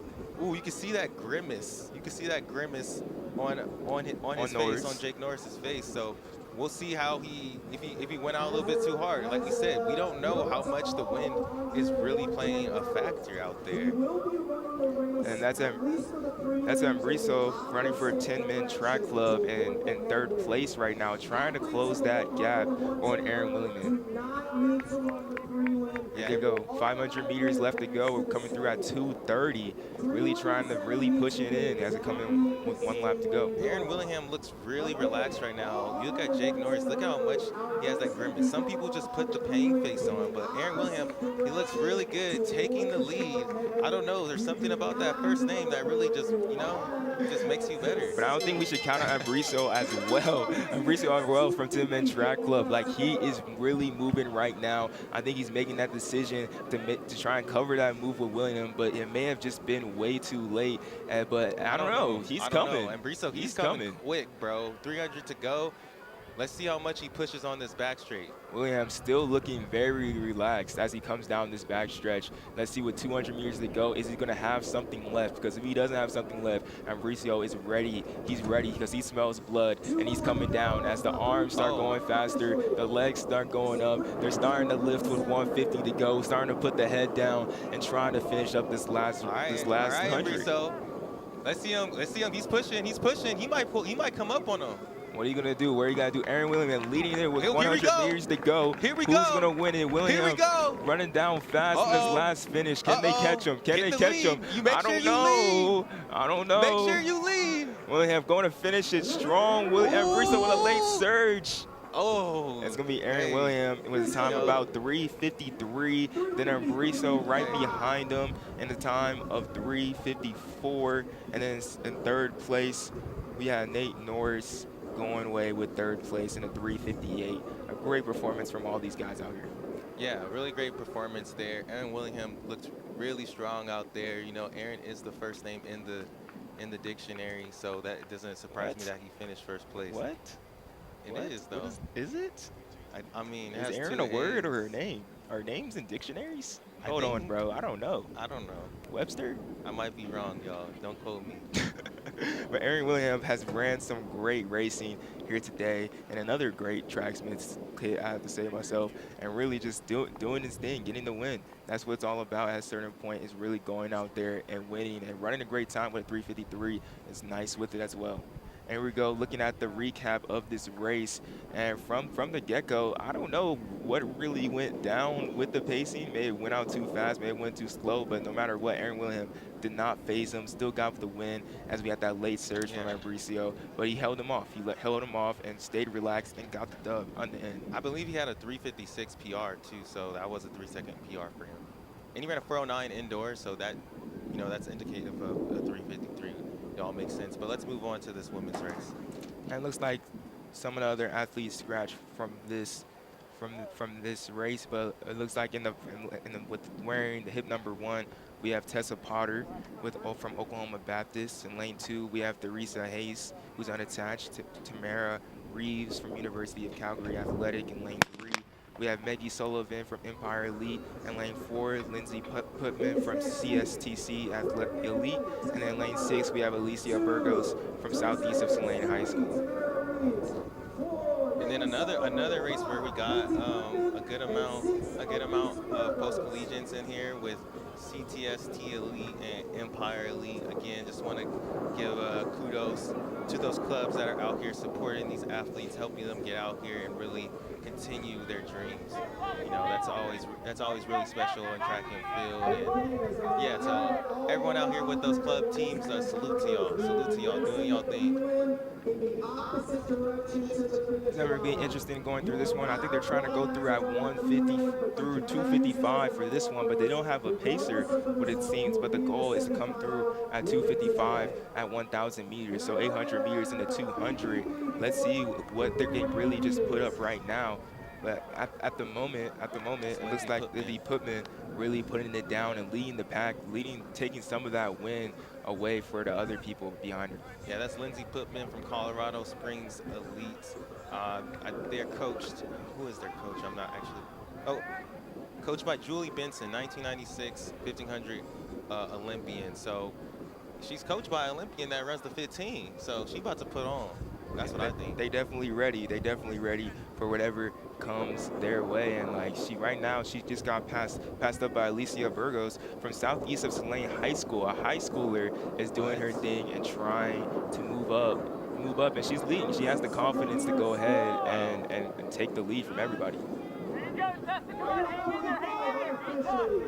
Yeah, I got a 4:35 PR for her in 2:08. So to come out here and to be racing against grown folks with that confidence to take over the lead, that's how you know there's something special there. But 2 laps to go here. Let's see who takes over on this third lap. And similar to what we're talking about earlier in the mile with the men's master miles, the third lap is a very important place in this race. That's where it starts hurting, man. That's where it starts hurting. That's where you guys start making the moves. And everybody seems that these 3 women right here are not gonna budge. They're trying to run fast, and they're all trying to get a win through here. And don't count out Maggie Sullivan from Empire Elite Track Club. I like the way she's moved up in this race. She's kind of sitting in a great position right now. Look, she's about to make a move, and then she's gonna go sit on the girl in first. That's what I would do, but let's see. I would go sit on the high schooler, and then let's see what move she makes on going into this last lap. Burgos is still looking really great, though. She looks strong right now. I think she's getting a little bit tired, but honestly, I have faith that she's looking really strong and is going to come down with a great last lap. Putman's starting to fall off from the pack, but Sullivan and Burgos are still going with it right now. Look at Sullivan. She's going right on her. She's sitting on her. She's going to feel her out. Let's see. Is she going to move early? Let's see if she can be patient or if she's ready to pass. Burgos is kind of running to the outside of the lane, so I don't know. I think Sullivan's kind of confused on if she can go to the inside, goes to the outside, but it looks like she's ready to make a move soon enough. I don't know what's going to go down with these last 300 meters. These last 300 meters are definitely going to be interesting. Hey, yeah, and she's really fighting Sullivan off right now. About 3:36 for 1,200 meters. She's making it hard for her to pass by going to the outside too, and she's trying to avoid that draft. And now you can really see how Sullivan's turnover is really moving. Sullivan's turnover is going with these last 200 meters, but Burgos, she's ready. I think she's ready these last 200 meters. Who's going to respond first? Who's going to make the move? And who's going to go with who, or who is going to get left in the dust? Let's see what happens. 150 meters to go. Sullivan side by side. Sullivan moves ahead. Sullivan, she ready. That's the move right there. That's the move to go. That's the move to go. Let's see how she responds, though. Let's see how she responds. Burgos trying to stay on the inside. Trying to stay on the inside. And she ready. She ready for the smoke. Last 50 meters is starting to pull away from Sullivan. Last 50 meters, it looks like it's going to be all Alicia Burgos moving away with this win. Under 430. She came in with a PR of 435. Okay, 431. But hey, you know that's the best feeling though when somebody comes and sits on you in that race. They try to outkick you, thinking that you don't got nothing left. It be like that. And you just come back with it and flex. And it be like that too. Like, that's a great feeling. But hey, great races by both of them. I mean, Sullivan, I think she. And here we go, looking at the finish of this race. Sullivan thought she had it right now. Like I was saying, she was looking to move. She wasn't sure if she was going to do it the inside or the outside, but she had the opportunity, 150 meters. That's textbook, and she thought she was going to have it. But ultimately, Alicia Burgos, she said, not today. This is my race. I would say that move Sullivan made was great, but she made one mistake.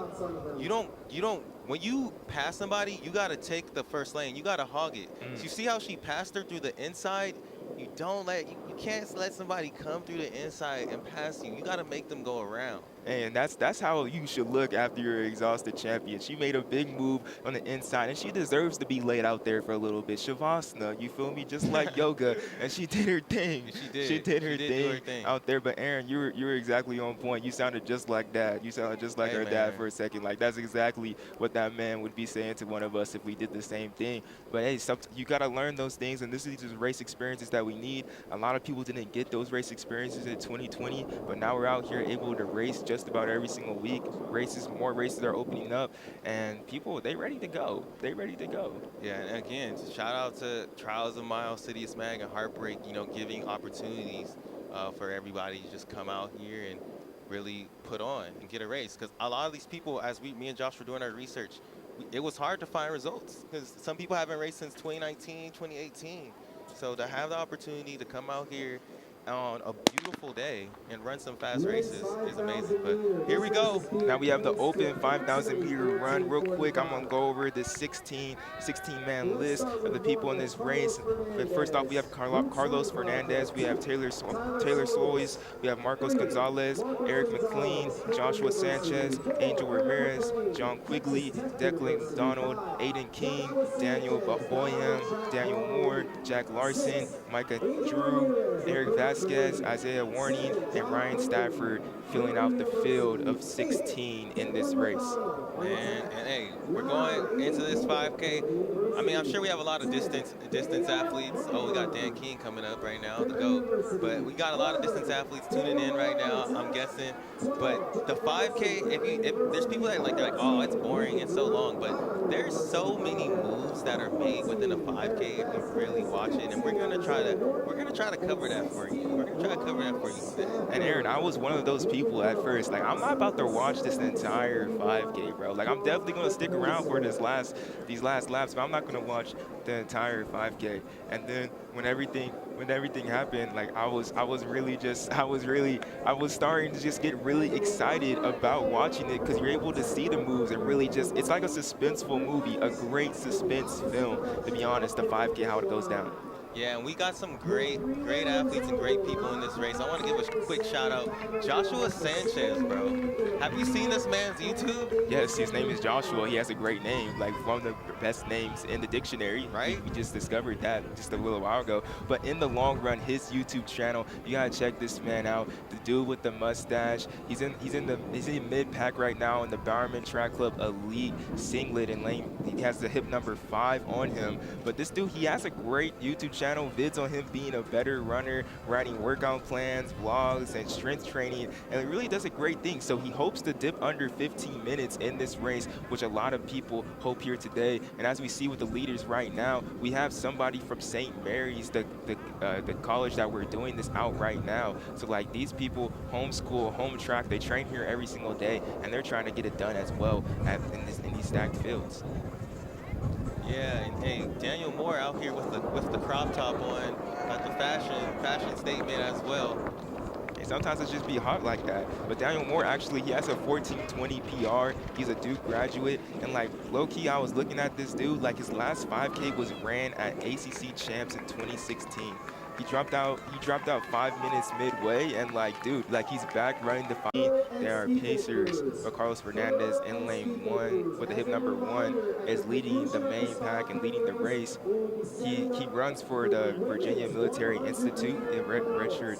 Oh wait, actually, he has a PR of 15:25, but Carlos Fernandez is doing his thing out there in the front. Tell me a little bit about Tyler Solis too, out of University of Calgary Athletic. He's looking good in second place, right behind Carlos as well. Well, he has a PR of 15:09, and actually he's from Clearwater, Kansas. So this being here and being out here as well, not too far away from where his home track is. So I definitely think he's primed and like ready. Probably got some family out here, as we got some people out here on the hill as well, in the grass and in the stands watching on. So I think he's definitely hyped to run some great times as well for Tyler Solis.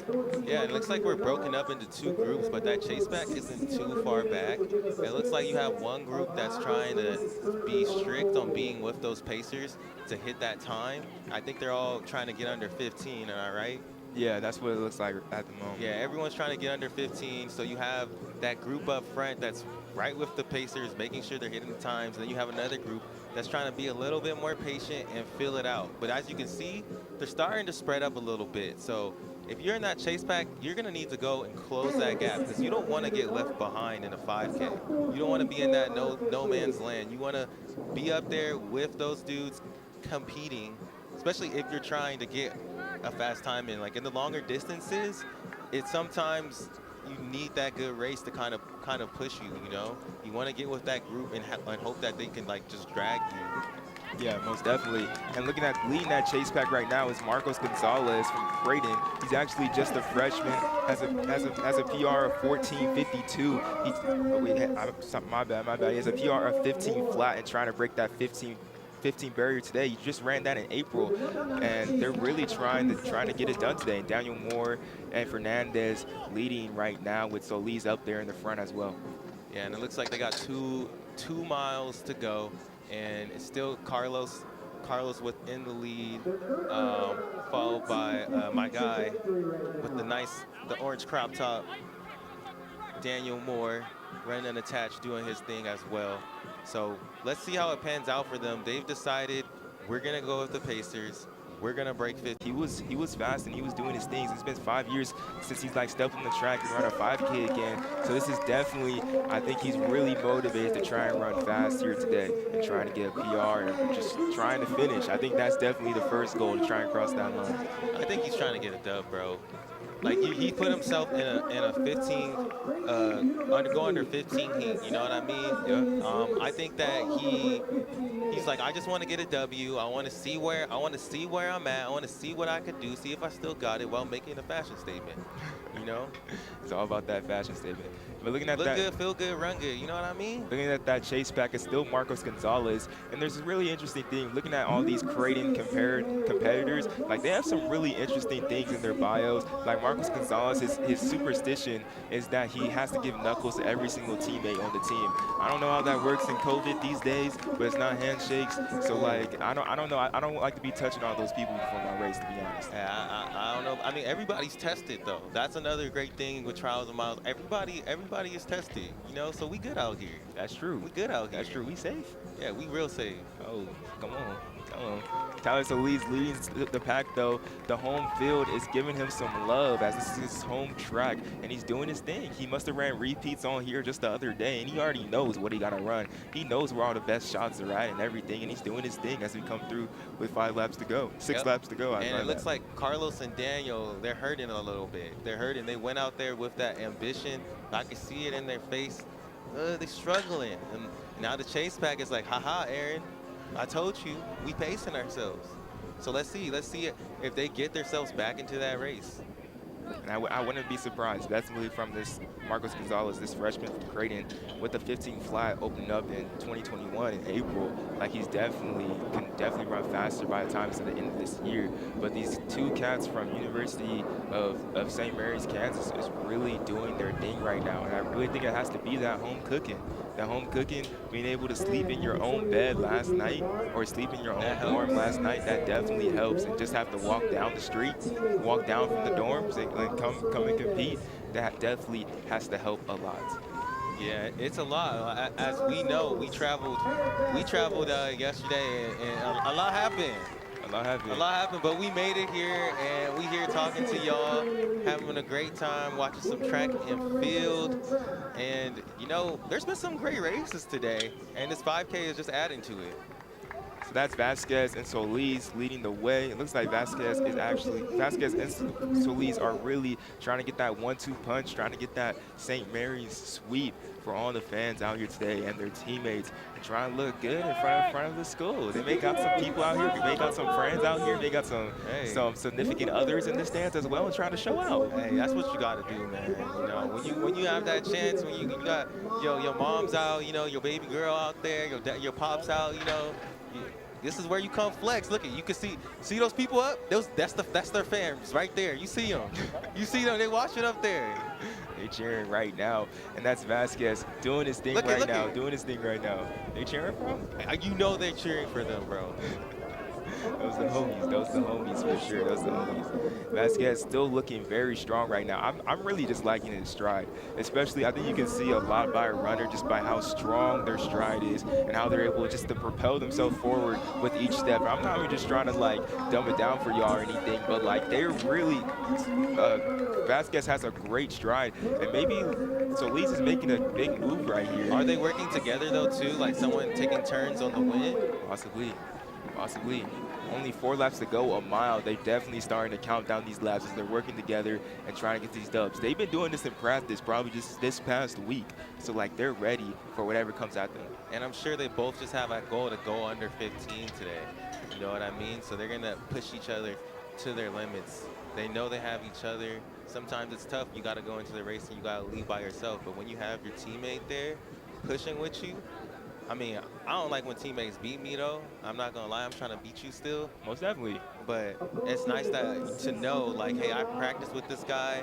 You know, if he's feeling good, there's no reason I shouldn't be feeling good. You know what I'm saying? If he can do it, I can do it. I think that's definitely what's going on. And let's just, Vasquez's PR is a 15:02. So Lisa's PR is a 15:09. These guys, I'm pretty sure they win in this race. They're all like, bro, we're breaking 15 today. And that's what they're on the mission for right now. Yeah. Do you think they're friends or they're rivals? Hey, be close to your enemies, bro. You gotta be close to your enemies, you feel me? And look at the coach giving some encouragement to the athletes too as they come through, telling them where they're at, 3 laps to go. They're on pace to get under 15. Let's see how they can finish. Let's see how they finish. Leading in 3rd place, though, that's Angel Ramirez from Colorado Distance Project. He has a PR of 15:43 that he ran all the way in 2016. So if he keeps on running on this pace, he may shatter his PR and really get on there. But I was actually looking into Angel Ramirez, has a great story as well. He's a member of Chowski Endurance Collective Coaching and really just out there trying to reinvent the online coaching game for runners and everything. And right now, if he's able to go out there and shatter his PR, I'm definitely going to have to look into their online coaching, you know what I mean? Most definitely. I know a lot of people listening in would be interested in that as well, so make sure you go check that out. Here we go. So Leeds is taking it. They may be working together. They've been able to switch over about every other 200 or every 4 with the 4 laps to go. So it's gonna be interesting to see what happens with only about to get to 800. So when is that point in the race where you're like, hey, bro, oh, this is that point where it's like, yo, we ain't teammates no more. Oh, most I'm about definitely. to smack you. Most definitely. So Lee said that I'm feeling good. I don't think Vasquez is feeling that great. I think I can take this. I don't know. I think Vasquez is going to come back on him. He still looks relaxed. I think this guy made like a little surge. You know, sometimes you put out those surges to like see how they feeling. Like, is he going to cover? Is he just going to give up real quick? And you got to cover those immediately because they're not real. They're not real. I don't know. This looks real to me. This looks real to me. Look at him. He's coming back a little bit. Look at him. He's reeling him back in. He's reeling him back in slowly. I don't know, but I think Tyler Solis, he's ready for this. He's ready for this. He's ready for this moment. He's been dreaming this past night that like I'm gonna break 15. And he was sleeping in his dorm room last night. He's like, I know Eric's gonna be there. Eric's gonna be on me. He's gonna be on my shoulder. But at the end of the day, like I'm gonna come across the finish line with my hands up. It's gonna be an interesting last lap. Vasquez is really closing in on him. Let's see if he has another one of those surges. Does Tyler Solis, does he have another surge to throw in there? It's gonna be interesting. It's gonna be interesting, but we gotta pay attention to the clock as well. As they're trying to get under that 15-minute barrier. Tyler Solis' PR is a 15:09. Vasquez's PR is a 15:02. Like both of these guys are still been close to that 15-minute barrier before, and they're trying to reach for that today. They're ready. Solis' shoulders coming down. He's getting a little bit looser. He's loosening it out. Let's see Vasquez. He's gonna have to make a big move coming into this last lap. He needs to get right on his shoulder if he wants to beat him. This is what they've been waiting for, Aaron. This is what they've been dreaming about right here. 14:02 with 1 lap to go. Can we get a major last lap to get under this 15-minute barrier? Solis may still be able to get his PR of 15:09, but he's really going to have to gun it. He's going to have to gun it this last 300 meters and really start opening up. Vasquez still behind him, trying to close that gap as much as he can. But we'll see what goes down. We'll see what goes down. About 3:50 left in the race. Solis is still looking strong. Wow. And still moving. He broke him. It looks like he broke him. Vasquez, he tried to cover that move, but Solis, yeah, you're right. He obviously had a little bit more. He had a little bit more in the tank. I don't think they're going to get under that 15-minute barrier, though.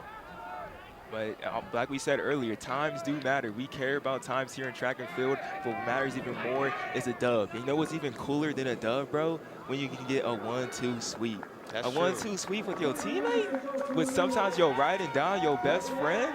Sometimes the dude you go to the store with, you know, all your long runs, the things you dream about. To get that 1-2 victory sweep on your home track, and Tyler Solis and Eric Vasquez are going to do that today with Nice Tyler job. Solis coming through with a 15-11. A great race for Solis. 15-12 for Solis. Vasquez right behind him, finishing a great race. They have to feel good, bro. Bring out the brooms, Aaron. Bring out the Sweep, brooms. sweep. We got them? We got some Sweep, brooms? sweep. We got brooms? No? They're definitely on the track, I can tell you that. They're definitely on the track. And that was just a great race from Solis, bro. Great race from Solis. And like I said earlier, he made the move. When at the right time, he made the move. Yeah, he made that move at the right time. He sensed it. He sensed that his teammate was hurting. He practiced with him every day. I thought Vasquez was going to be able to cover it, but it looks like he didn't have it. But, you know, good job to them. It's a little windy out here. That could have affected them, you know, with that wind slowing them down a little bit. But, you know, they did their best, and they got the win on the home track. Yeah, That's what you're supposed to do. You ain't supposed to let somebody come into your house and, you know, for slap real. you. Slap you, Like, that's, come on. burp you. Come Burp on, you. man. Like, come on. They said this is my home. This is my home. This is what I Yeah. do. This is what I do. I'm here every day. Here we go, real quick, looking at the race one more time. And at first, like, these from the beginning, like, St. Mary's made a statement. St. Mary's of Kansas went out to the lead, and they wanted to defend their home track. Tyler Solis and Eric Vasquez, we have to say they're definitely looking to that 15-minute barrier. We have Fernandez and Moore with them at the beginning and trying to stay with them. But as these two were just running together, it was clear that they were the classes of these field. And this, like I was saying earlier, that move. Solis made that move, and from then he didn't look back. Vasquez was trying his hardest to close that gap, but Solis just kept on moving, kept on pushing, loosened up the arms a little bit, and came away with a big win and an even bigger 1-2 sweep for St. Mary's of Kansas. But next up on the track, Aaron. Ooh-wee. Next up on the track, Aaron. We got these 110s, man. We got the sprinters. Yes. They're here. Yes. You know, and ready to compete. and you know what I love about the sprints? I feel like they make the track electrifying. Now, we had some great races today in the distance. I love the strategy in the distance races, the moves that are made. But what I love about sprints is how electric they are. You know what I mean? These people are moving. Sometimes you just want people to run. You just want to see people run fast. I just want to see 10, 12 seconds, and that's all I want to see sometimes. That's really all I want to see. And we're going to see some great athletes. First up, we got the women 100-meter hurdles elite, just some of the semifinals, and before we have the elite section here tonight in the main event. But we're going to do some prelims and some semifinals. They get to choose what they want to run here today if they're going to do the elite. But tonight we have some great racers. Even Dawn Harper Nelson, you may have seen her like in the Olympics in 2008 and 2012. Like, she did her thing. She has the Olympic gold from 08 and then a silver in 2012. So we have some really great talent from the sprints and this hurdles, and it's great to have the mix, because a lot of things that me and Aaron have discussed is that a lot of times we see at these YouTube running events, we see a lot of distance runners. We see a lot of distance runners getting the shine and having these great YouTube meets, but to have like the 100-meter hurdlers out here too, just like, I know the sport will grow with more sprinters in it, because they love the sport too, and we love to see, like Aaron said, the most electrifying event in sports entertainment.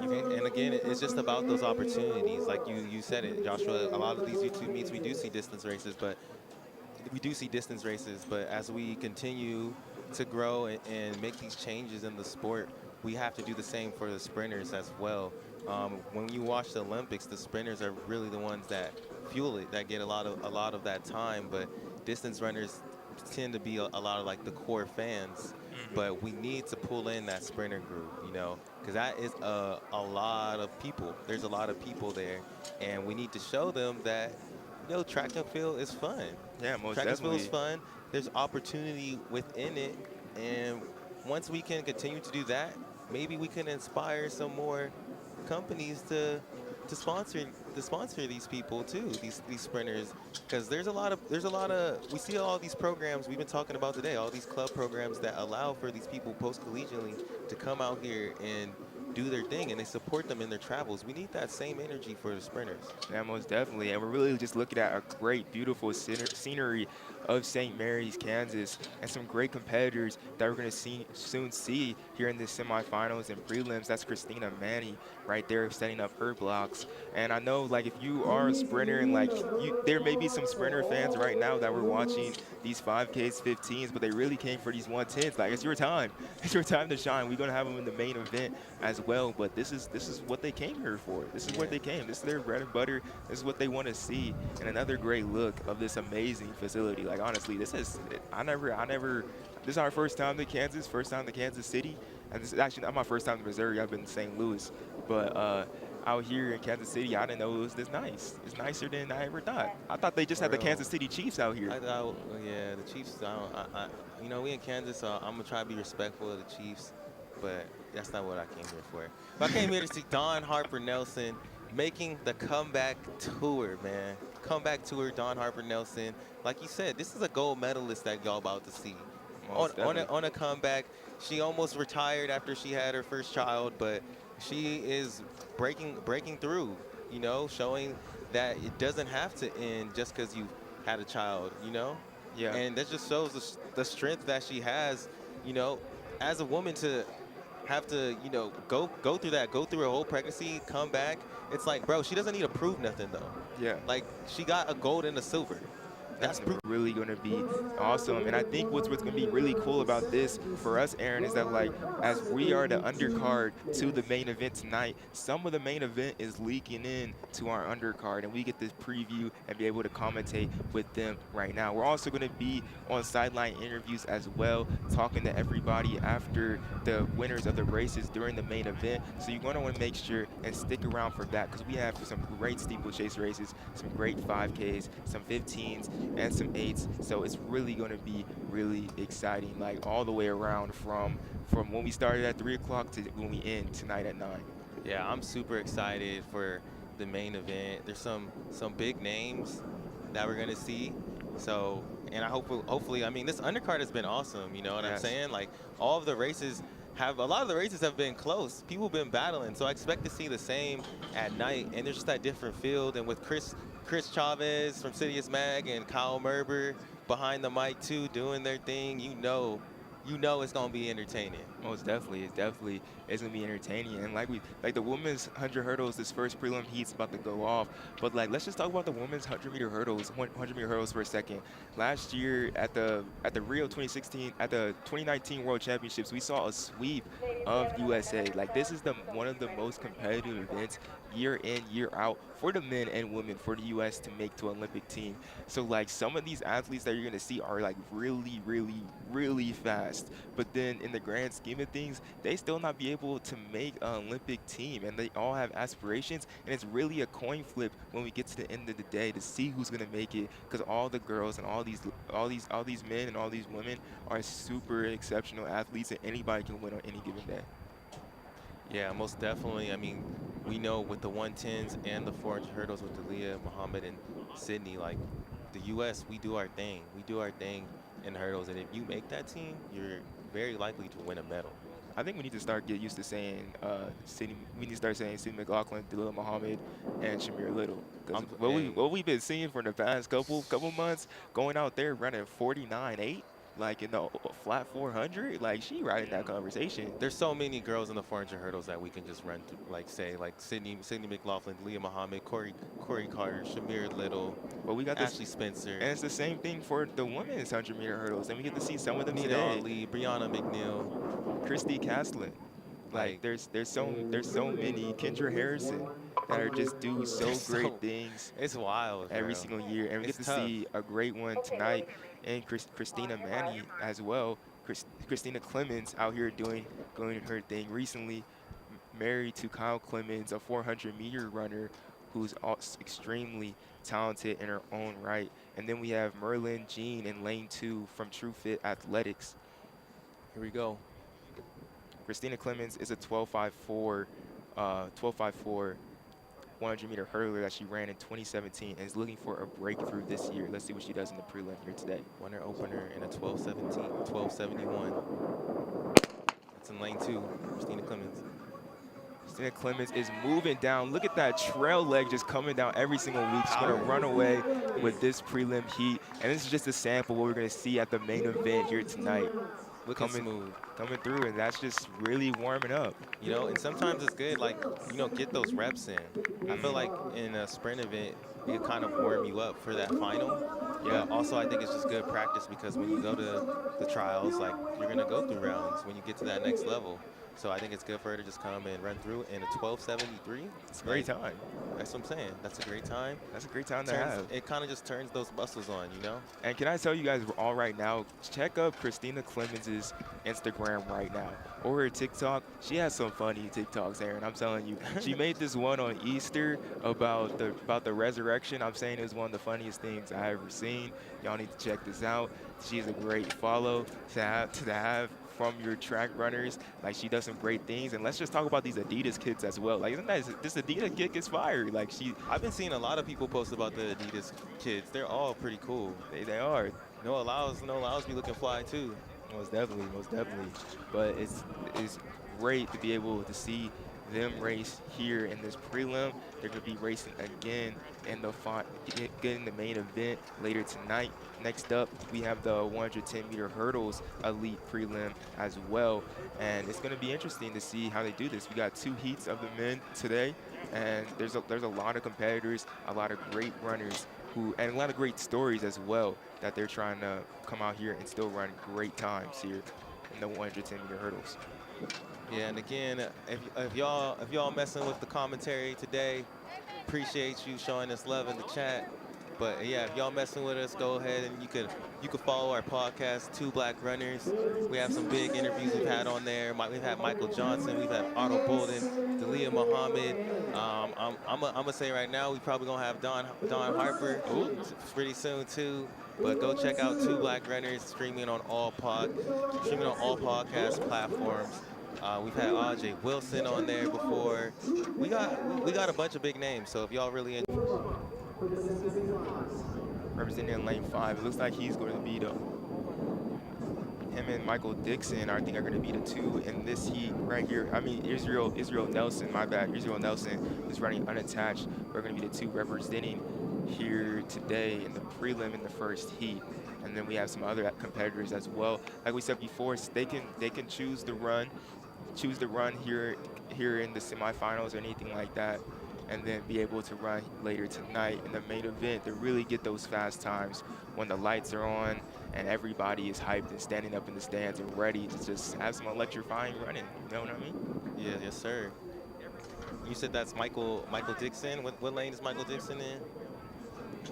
Lane 4. Michael Dixon's actually a very, very competitive when it comes to the 110-meter hurdles. At the fastest American 110-meter hurdles race of all time, he placed 5th in at the 2019. Let me backtrack. My bad. Michael Dixon ran PRs 13.45 in 2019. He did that at the 2019 USATF Championships, where he finished 5th place. He's coming out of North Carolina A&T, one of the most talented sprint schools in the nation, and that comes from an HBCU. He's a really talented runner with great promise. Last week, he fell at Drake Relays in the 110-meter hurdles, and looking at him on his Instagram, he just said it was an easy fix. He's ready to go this week and ready to really just dominate out there, to be honest. That's a great attitude to have. You know, when you fall, you just get back up. You know, you just learn. You don't take a L, you take a lesson. You know? Okay. Who taught you that? Hey, Jesus. Ooh. Oh. It's going to be interesting to see here in the prelims, though, as they're getting warmed up for the races. It's going to be definitely exciting to see. I'm going to see all these guys back in the main event here later tonight as well. Athletes who are running the men's 5,000-meter developmental section in 10 minutes. But what's also interesting about the men's 110-meter hurdles is like how I want to talk about Michael Dixon. Like, he has amazing promise, and the reason why, like, he has amazing promise, but it's still going to be tough to be able to get to that final and like to get to that Olympic team is that we have some of the greatest 110-meter hurdlers running at this moment in the Grant Holloway, who has a PR of 12.98 Going for the and world record. also has the world record in the 60-meter hurdles, and then a Daniel Roberts. Like there's so many great 110-meter hurdles right now in America and even the world who are really dominating. Yeah, no, it's definitely hurdles all around. Yeah, like we said, for the women, the 110s and the 400 hurdles, it's a tough event. We're always one of the top in the world. Grant Holloway winning the last world championship. Daniel Roberts didn't have a great showing at the world championship, but he's right there as well. So definitely a tough team to make. But again, if you make that team, you're more than likely you have a good chance to win a medal. It's a good indicator if you make the U.S. team of the 110s. Yep, most definitely. Most definitely. It's going to be interesting. See, and that was Deshaun Jackson in lane 2 as well in this prelim heat. His PR is at 13.39. He finished 4th in the fastest U.S. hurdle race of all time when Grant Holloway ran that American record 12.98 at the 2019 NCAA Championships out in Texas. He's out of St. Francis University, and that's someone as well, Deshaun Jackson, that can definitely is going to be competing once we get to the U.S. Olympic trials to try and make that talented team. It's going to be hard, though, but these guys are really primed to run some really fast here today. And we have Israel Nelson in lane 6 as well. And Marcus Maxey in lane 5 is the season opener. He's a 51.80 in the 4 hurdles. Here we go. First prelim heat. Michael Dixon out fast, coming down the hurdles every single one. And like he said, easy fix. Easy fix, and he's coming through, looking good. Michael Dixon coming with a late charge, but it's all it's all Michael Dixon. 13.54. His PR is only 13.45, about 0.10 off of that. Some great running from the guy out of North Carolina A&T. And like he said last week, the fall from Drake relays, it was an easy fix. And we definitely seen that. He's primed to run fast here tonight.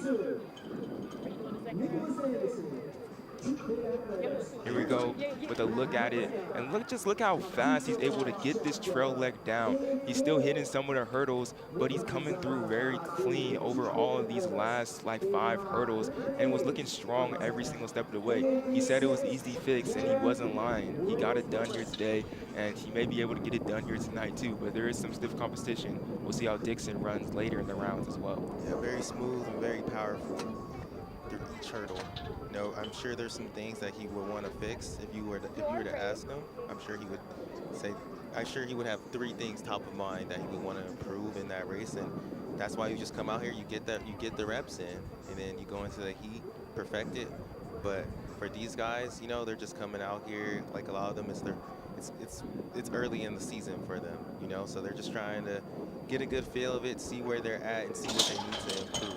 Take a lesson from each race.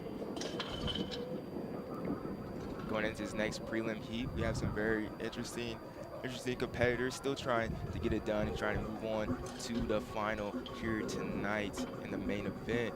And everybody really just trying to get warmed up and just stay warm, be able to just run faster. Sometimes it just be like that. Sometimes you double back and you're able to run faster on the way. So we'll see how it all ends up in this second prelim heat as we go into this, as they get their first little start outs into everything.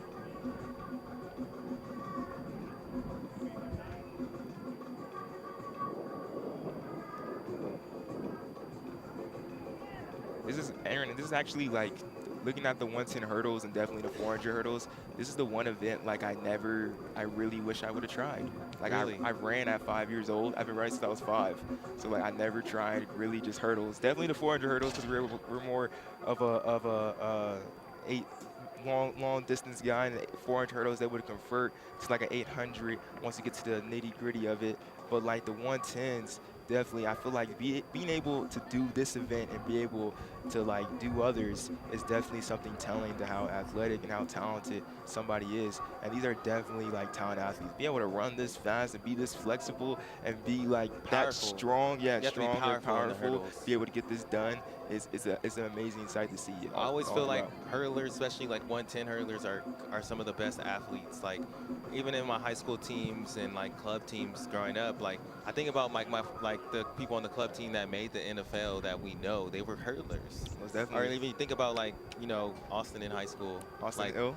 yeah, Austin Hill. Like, you know, they were football players and they were doing the 110s, and you would think like a lot of football players like, oh, they're just gonna do the 100, but a lot of them really do the 110s. Like Grant Holloway, he was a football player, but he decided to go all in on track. Look at David Oliver. That dude is huge. You know that boy played football.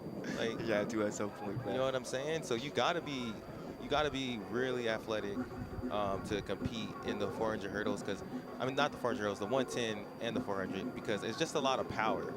Like, you have to be powerful and you gotta be flexible. Yeah, most definitely. And it looks like lineup for this heat in lane 2, we have Nicholas Anderson from True Fifth Athletics. We got Matt Prescott in lane 3. We got Wellington Zaza in lane 4. We got Brendan Ames in lane 5, and then we have Jared Eden, who we'll see later tonight, and not in this heat. But actually, really interesting about Brendan Ames.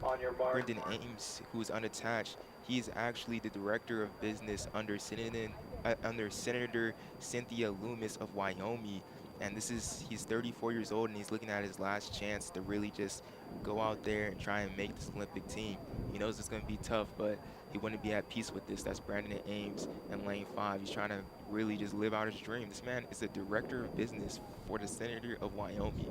Wow. And still getting it done, and still trying to make his dreams come true. And Wellington Zaza in lane 3, he's competing for Liberia. He just ran 13:63 in Miami. He's a 2018 African Championship bronze medalist. Here they go, they're off. Yeah, Zaza out fast over the third hurdle, and he is moving down. Ames is still right with him, though, and they're coming down very strong after every single hurdle. Zaza's leading the way. He's a little stumble, but it's going to be Nicholas Anderson in lane 2 coming away with the victory. Talented race, talented folks. Zaza's a little upset. But the reality of it is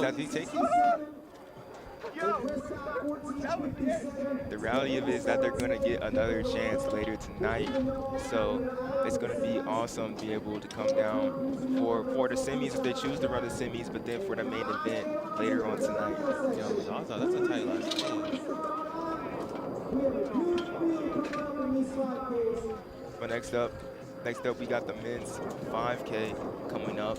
But that was a great race from the men's 110-meter hurdles. Zaza was looking super strong coming through, but Brendan Ames was really moving. But we really did forget about Nicholas Anderson in lane 2, who was basically consistent the entire time. And once they came over the last hurdle, he was in prime position to take over the lead.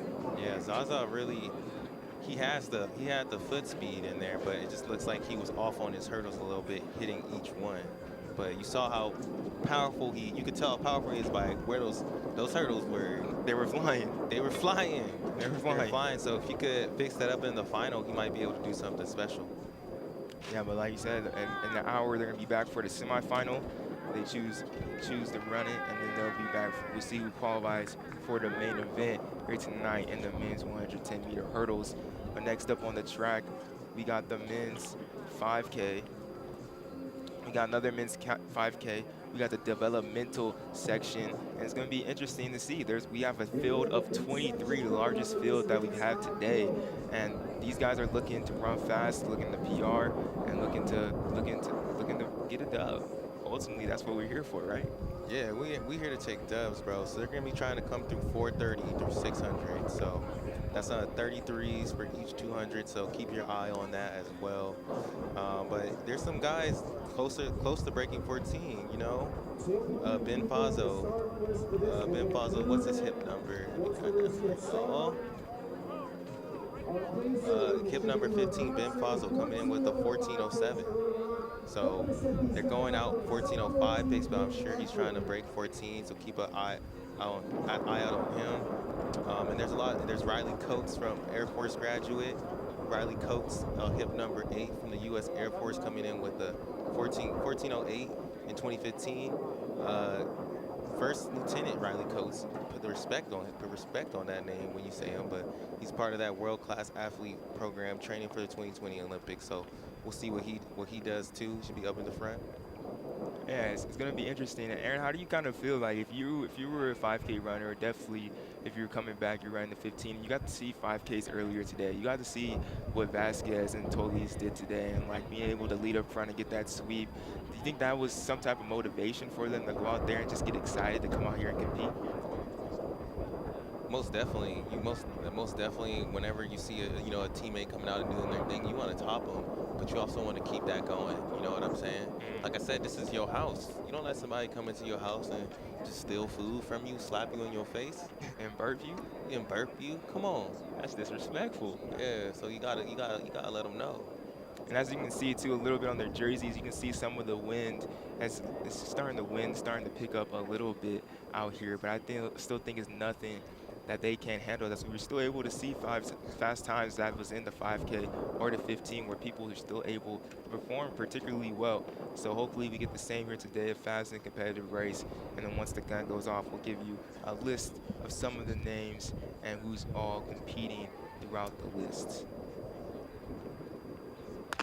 Here we go with the men's 5,000 meter run developmental section with Jerron Hamilton from St. Mary's in lane 1. We have Diego Alfredo Garcia Barcinas from Mexico in lane 2. We have Isaac Baston from Drake University, Caleb Kerr from Working Man's Track Club, James Mahi from Cameron University, Aiden Thompson from Belmont University, Mark Rosier from Poco 11, Riley Coates from U.S. Air Force, Reese Smith, Northwest Missouri State University, Suki Kosola from Oklahoma City University, Jeffrey Peterson, Max Norris, Perry McKinnon, Johnny Pace, Ben Fazio, Mitchell Small, Marquette Willett, Chase Howard, Jonathan Bowen, Sean O'Connor, Aaron Albert, Zaire Salgado, and then lastly Adam Cortez rounding out this field of 23. Wow, that's a lot of people, bro. It's a whole lot. It's a whole lot for sure. But it looks like they came through that first 200 pretty quick. I think they're trying to hit 66s. Let's see what they hit this first lap. It's gonna be quick. Oh, right on, like 65-ish. So they're right on pace. You can see how they're spread out. That means they're moving. And up front, we got the two teammates working together From Creighton. Yeah, two teammates from Creighton working together. It looks like there's gonna be a lot of names to sort through this one, but we're gonna do our best for y'all. Keep y'all entertained. Keep y'all. Oh, that's number 16. That's Mitchell Small from Creighton and Lanes. Boom. I think the 5K too is one of those races a lot of people like to negative split. You know. Oh yeah, for sure. So we'll see. So 212, yeah, like 433 to 435 is what they're trying to come around in. So I feel like the first four laps of a 5K, I really feel like in a race like this where you're trying to break a time, you're trying to establish that pace, you're trying to get comfortable and get in your position. You don't see many major moves within those first 4 laps. And that's Aiden Thompson from Belmont out there in lane 6, who's on the shoulder, now leading the race right behind the pacer. And actually have an interesting story on Aiden Thompson from Belmont. He hails from Britain. And at one point this past year, he didn't think he was going to come back to Belmont. During COVID, he went back to his home country of British, and he thought he wouldn't be able to return and run for the school due to student visa complications. And he thought he would be able to compete for a year. Like, super disappointing for him, but they're able to get that done, and he is coming back and just trying to run fast. He ran 14:11 this past month in April, and I'm pretty sure he's trying to get under 14, trying to run fast. And this guy is has to be running with a lot of heart on his sleeve here today. Yeah, most definitely, man. Like, to not be able to almost come back, like, you ain't playing games. You know what I'm saying? Not be able to come to the country, not be able to finish his year, just finish everything out. That's disappointing. That's some of the most disappointing news you can get. So to be back, you can bet he's running. He's running like he almost got stuck out there. Most definitely. You know what I'm saying? He right on the pacer. He like, I ain't out here to play games. And Ben Fazio right behind him has a PR of 14:07. He actually went to Rensselaer Polytechnic Institute RPI. He was a D3 runner-up in 2017 in the 5,000 meter in a time of 14:15, but his PR is a 14:07. Like this has been Fazio is a perfect example of people that love the sport. He went back to coach at RPI, that D3 school, and now he's assistant coach there and led to that team to their best NCAA cross country finish 2 years ago in 10th place in D3. So he loves to run. He's one of the highlight athletes from that Liberty Conference, that D3. On the track though, on the track, on the track though, we on the track. I can take you to school for sure, and I'll show you. You'll witness this. Look like we got someone else who's moving up into second place. They all look relaxed right now. And Thompson still leading the way from Belmont. See At number 5, that's James. I might butcher this. James Bajin from Cameroon University. Moving into second place. He looks relaxed as well. Still a little spread out, but like I said, early on in it, you're not going to see too many moves. We're about to get down to 2 miles to go. It'll get a little bit more spicy as it goes down, but right now, leading from the front, Belmont with no fear. Let's see if he leads. Oh, he's moving out to second. He doesn't want to take the wind anymore. He said, "I don't want this win." This is definitely for the real fans out there, a replay of the 2019 USATF Championships between Alino Paul Chelimo and Lopez Lamong and Woody Kincaid. And here we go. Like I said, we got through the first 4, and everyone's assessed the pace, and now you see them kind of bunching back up. No one wanted to keep pushing it. From Aiden didn't want to have to lead the entire way, so he stepped off to the side.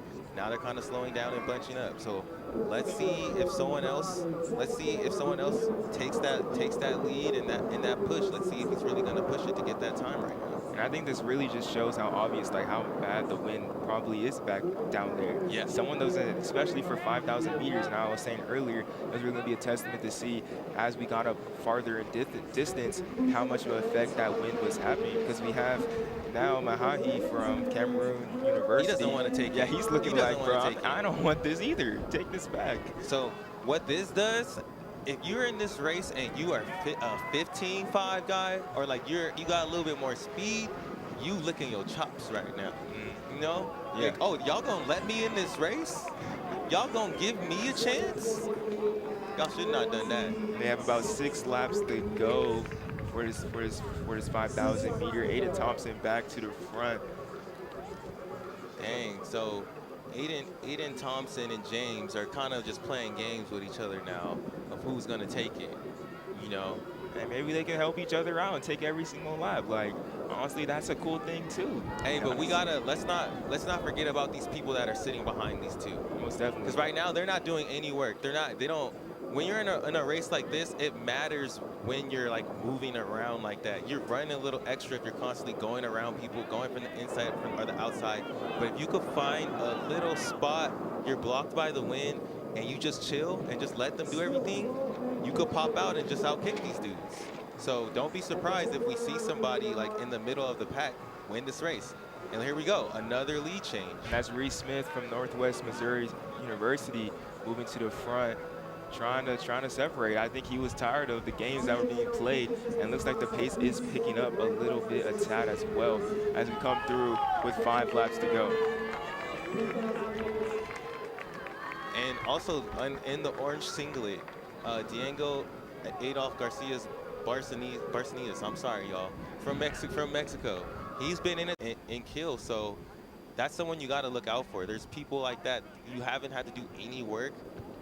That's when you can really capitalize. And that's Caleb Kerr moving up in the 4th place, trying to cover this move that Reese Smith is putting down right now from Northwest Missouri University. And they're really trying to run away from this field. Aiden Thompson as well, covering that move from Kerr and try and move back up into that pack. And that's what I think when it comes down to the 5K, especially the 15, covering those moves is the most important thing, because you can look down 1 second, then next thing you look up, they're 10, 20 meters ahead of you, bro. And that's where you don't want to be. Yeah, I'm looking at this gap right now between Kerr and James in the black singlet. I think that they need to close that, because I think they are trying to separate from the group right now. So if you're in the race and you're 3rd, 4th, 5th, you don't want to get too far back right now, because they're gradually picking it up. bit by bit. But oh, looks like Kerr's trying to cover it now. He's trying to get back into it. I don't know if they're going to be able to cover that. They keep on pushing up, and they keep every single time Kerr is able to make a move, Smith and James keep on moving faster, go feet away from him. Oh, there he goes. There he goes. He got it, bro. Now he's in it. Now he's back with that front group. Let them pull you, or you take over the race. It's up to you. But you don't particularly have to. You can just let them continue to block the win. And look, he's pulling back in Aiden into the race. Aiden Thompson getting back in the race from Belmont as well. And fourth place as well, that's Perry McKinnon from Sherbrooke, trying to hold on to that Aiden Thompson, hold on to that lead pack, and trying to really get back into that mix. Yeah, James in second still looks really good to me. He looks really good. In first place, looks like he's like slowing down, backing off a little bit. So don't be surprised if he goes around him. Well, James really hasn't moved from that position all that race. Like, he did take that one lap for the lead, but right away he got right back in that second place. He realized what was happening. That's a great place to be. Second place, third place, whole time. That's a great place. That's where you want to be, especially in a windy race like this. In a windy race like this, obviously they didn't want to take it. Sometimes you got to set yourself in position to win, and that's what James is doing right now. But Reese Smith, he's taking all the win, but this man, he don't care right now. He don't care. He wants to go get that dub for sure. And there's some people out there that really, like, if you really trust in your training and you feel like that's what you train for, if that's your race, run your race. Most definitely. Run your race.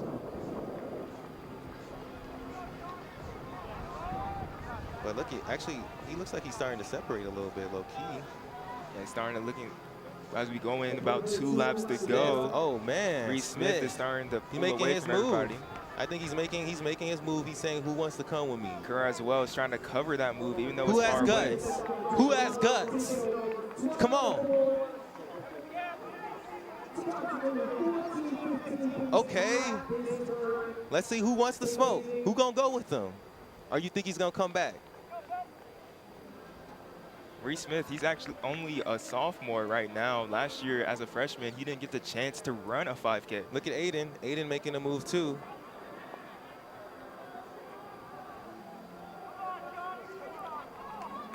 Let's see.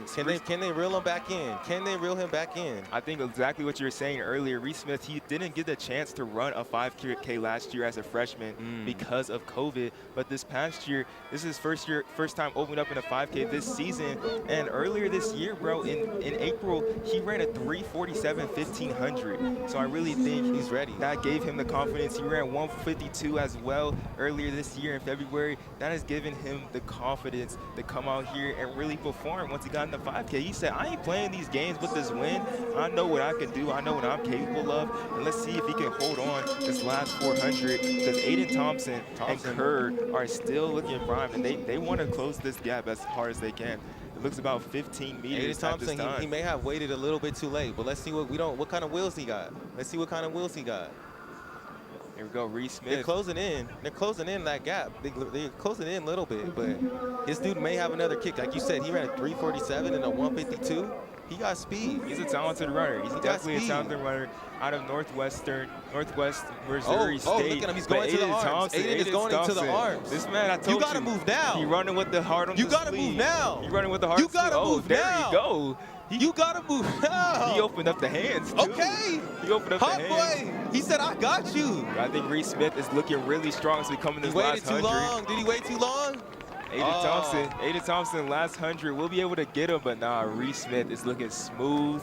He's finishing strong. Last 50, he's representing for Northwest Missouri State, and he's doing his thing. Like, first 5K for Collegiate League comes out, runs 14:15. I'll take it. Yeah, that's a good run. That's a good run as a sophomore too. I mean, and the year's not over. Most definitely. Still got time to get under sub 14. So I think that was a good run from him. He made a great move with 800 to go. Trusted in himself and his training that he'd be able to hold it off, and was still able to kick it in at the end. Yeah, Reese Smith going out there doing his thing, representing 14-14 for Smith. Thompson right behind him in a 14-16, and Kerr in third place with a 14-19.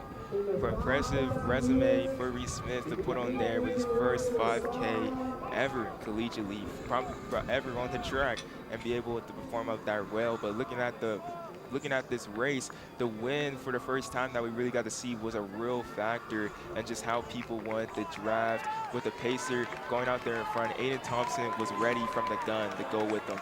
From the gun, he was ready to put himself in position, but we see how the race starts to slow down in the middle. If this didn't slow down in the middle, we probably could have seen a faster time, but that was just the effect of it. And Reese Smith said, I had enough of this. I had enough.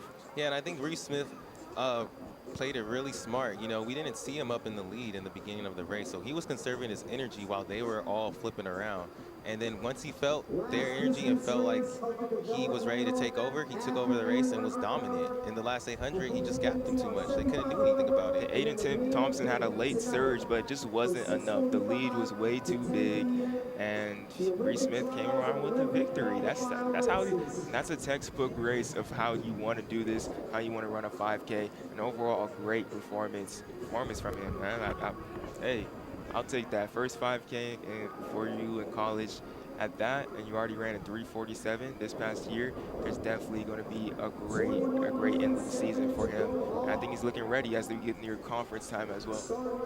Yeah, man. Oh, conference time? Yeah, it's gonna be nice. It's gonna be nice. 3:47, 4:15, 14:15, 1:52. That's a great range right there. You know? Yeah, most definitely. Next up, coming up on the track, though, we got the women's 5,000 meter run developmental as well for our last 5K here in the undercard. So we almost out of here, but we still not out of here yet. You can't get rid of us that fast. We got a big field in this one too. Our second biggest field that we've had so far, a field of 21, and some great competitors trying to do the same thing that these men were doing in the previous race, trying to go out there, run fast, and run some talented times overall. It's gonna be interesting to see what happens. Yeah, man. These 5Ks have, honestly, all these races have been fired, bro. All these races really have been fired. I'm ready for this women's 5K too, to see what they run. 14-15 is no joke, so I expect this race to be no joke either. Definitely, and nobody trying to joke around. Definitely with a 5K, I gotta do this. I gotta run this many laps. I ain't trying to joke around. Yeah, so that's a lot of laps.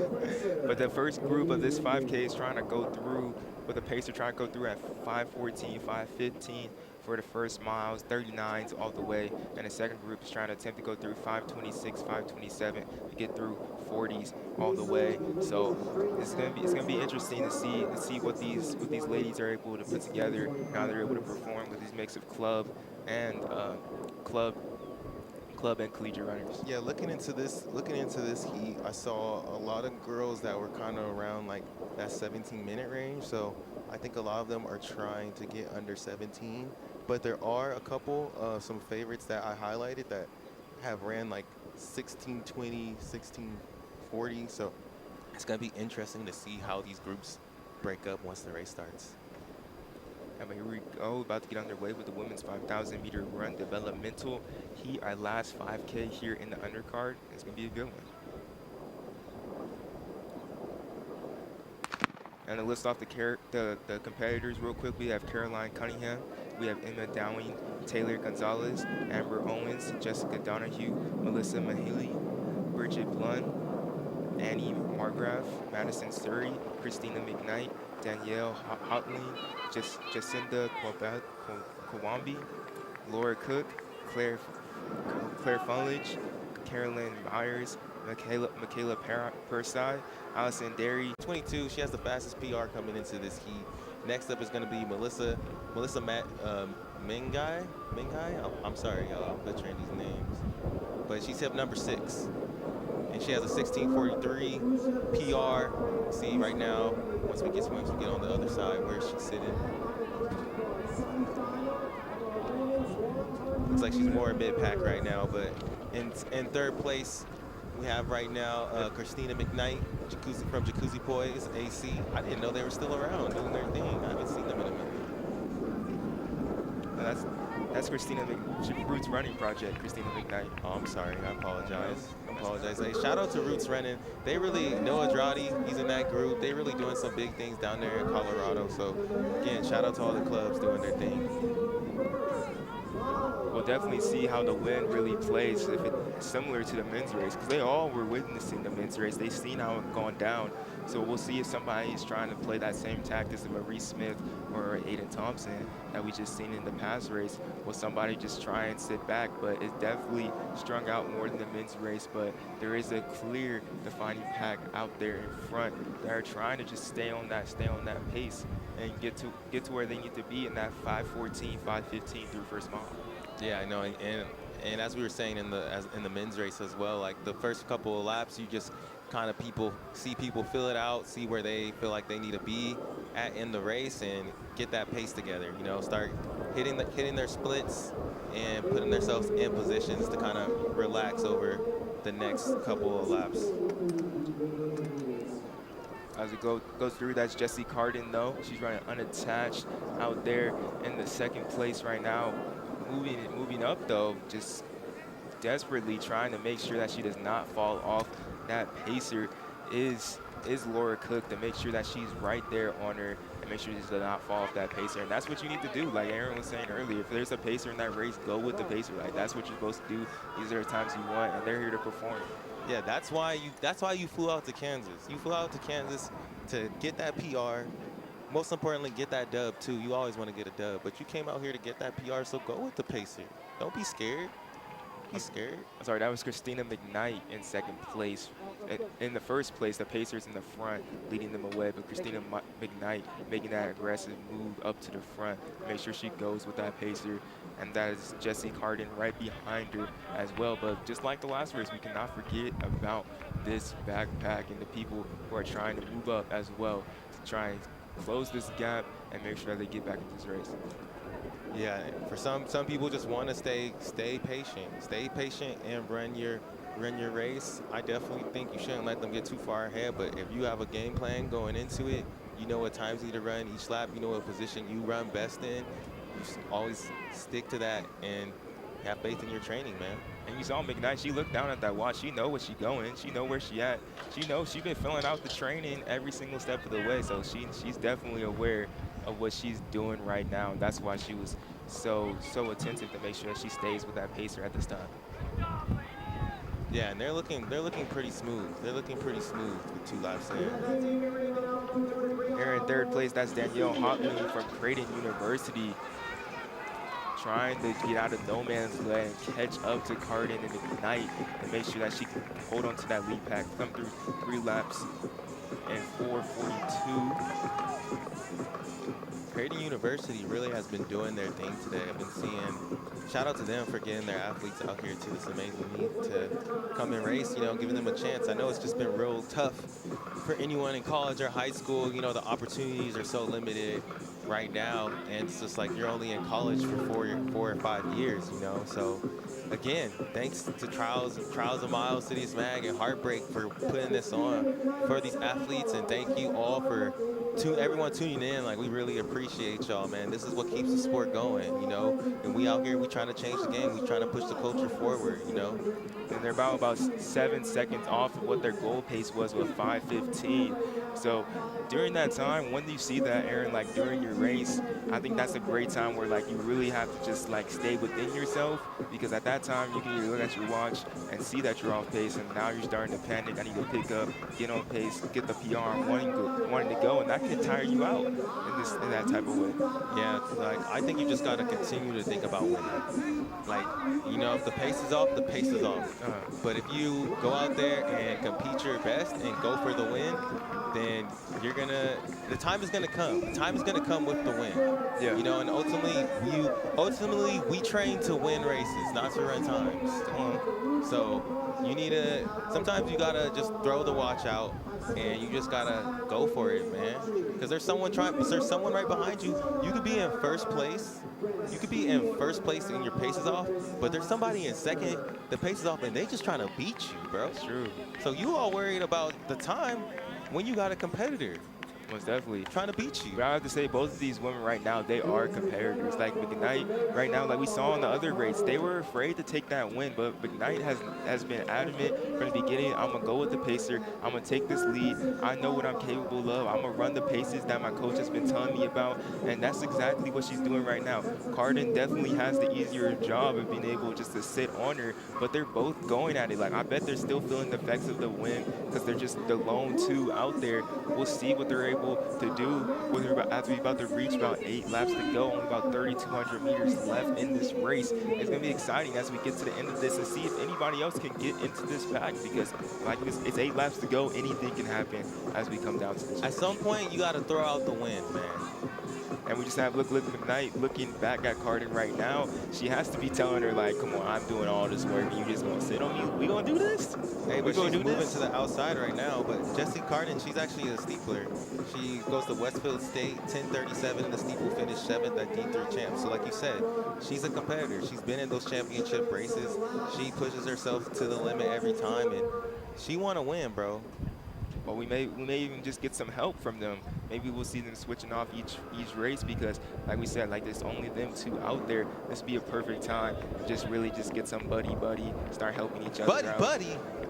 Ain't no buddy. Hey, it could bro. be buddy. I'm going to destroy you. I'm talking about buddy to the last 2 laps though. That's when it started happening. But before That's then, tricky.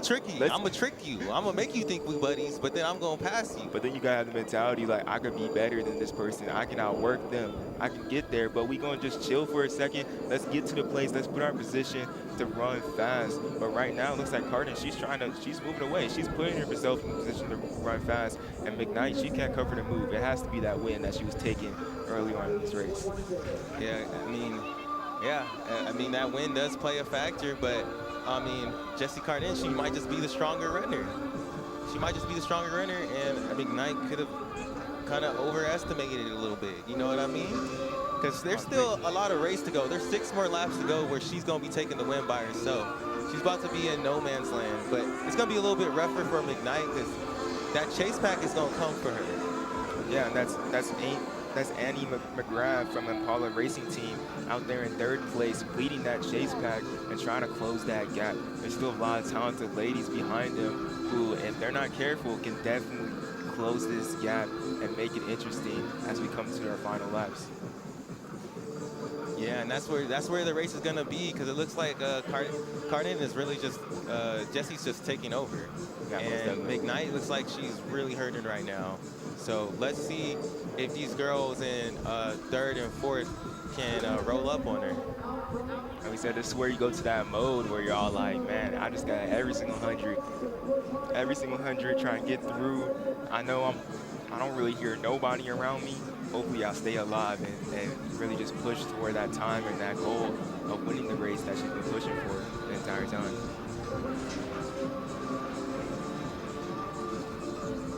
Is she on pace right now too? Is she on pace?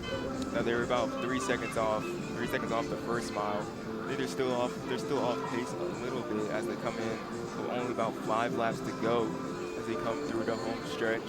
Cardin looks smooth. I think she has some of those Gooder glasses on too. Shout out Gooder. Hey, they nice. They nice. That's why she looking good. She running good. Looking look gooder. Good. Look good, feel good. Hey. Look good, feel good. They're about to come through the mile right now, actually. So they're off pace. They were looking to come through the mile around 10:30, but instead it looks like they're gonna come through around about 10:50 or so like that. But Jessie Cardin, she's still doing her thing. She's still running fast. Yeah, and McKnight, they're rolling up on her. They're coming up on her. Let's see how she responds.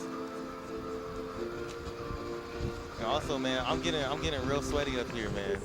For real. Listen, this nice tracksmith is getting me kind of hot. You know, good thing we got these body wipes. The body wipes, they were actually made by 2 NFL players, one of them being Justin Forsett, who played for the Baltimore Ravens. Oh, shoot. I know you definitely heard that name on Sunday nights. You feel me? Justin Forsett, hey. And I know a lot of y'all listening to this, y'all got body odor. Y'all got sweat. Oh, why you calling him out like that, man? I'm just telling the truth. You gonna do to people like that? I mean, that's just true, man. You know, these are wipes. You can just clean yourself up after a run. You got to go to work. You got to go to class real quick. Just hit these. And, hey, guess what? They just like us. They black owned. What? They black owned. What? I mean, we don't own anything. I guess we own a couple things. Two Black Runners podcast. That's true. Now you can listen to every single Two Black Tuesday. Hey. While we clean up with our body wipes right afterwards. Beyond, you know about that. Hey, but Jessie Carden is still dominating this race with 4 laps to go, a mile left on the track, and she has to be counting down every single 100. Christina McKnight, you can't see be able to chase to get down Carden, but it's going to be interesting to see what she does these last 3.5 laps. Yeah, and she's really doing her thing here. I really was only able to find her steeple time, so this might be her first 5K of the season too, and she came out here with something to prove, you know? Yeah, like y'all thought I was a steepler. Y'all thought I was a steepler. Y'all don't know. Y'all don't know. Looks like that gap is only almost open to about 90 meters now, 90, 80 meters, and it's continued to extend. You see the chase pack as well. That is Amber. That is Taylor Gonzalez from Washburn University in 3rd place with Annie Margraf, trying to close this gap and really competing for that 2nd place position. Like the best thing from getting first is getting second. So you might as well try for it if that's in your position. That's true. You know what I mean? That's true. Taylor Gonzalez. And they're both, oh, are they both from Impala? Oh, just Annie's from Impala. But still, man, she still looks good. Jessie, she hasn't wavered at all. She doesn't have a grimace on her face. Looks powerful, looks smooth with the stride. 1,000 meters to go, and she has a 100-meter lead. So props to her. She really smacking the whole field right now. Yeah, if you like that. Just disrespecting people out here. Jeez. She walked. Oh, she's picking it up a little bit. She said about to enter 2 laps to go, and she ready to move. She ready to move most definitely.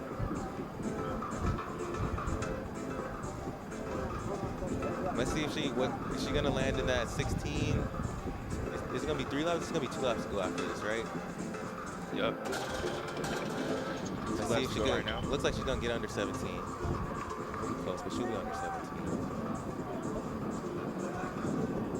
But yeah, man, I wonder, like, being up here, we can't tell as much. We'll be looking at the flags. It looks pretty windy out there, so I'm wondering how much that's really, like, affecting the athletes today.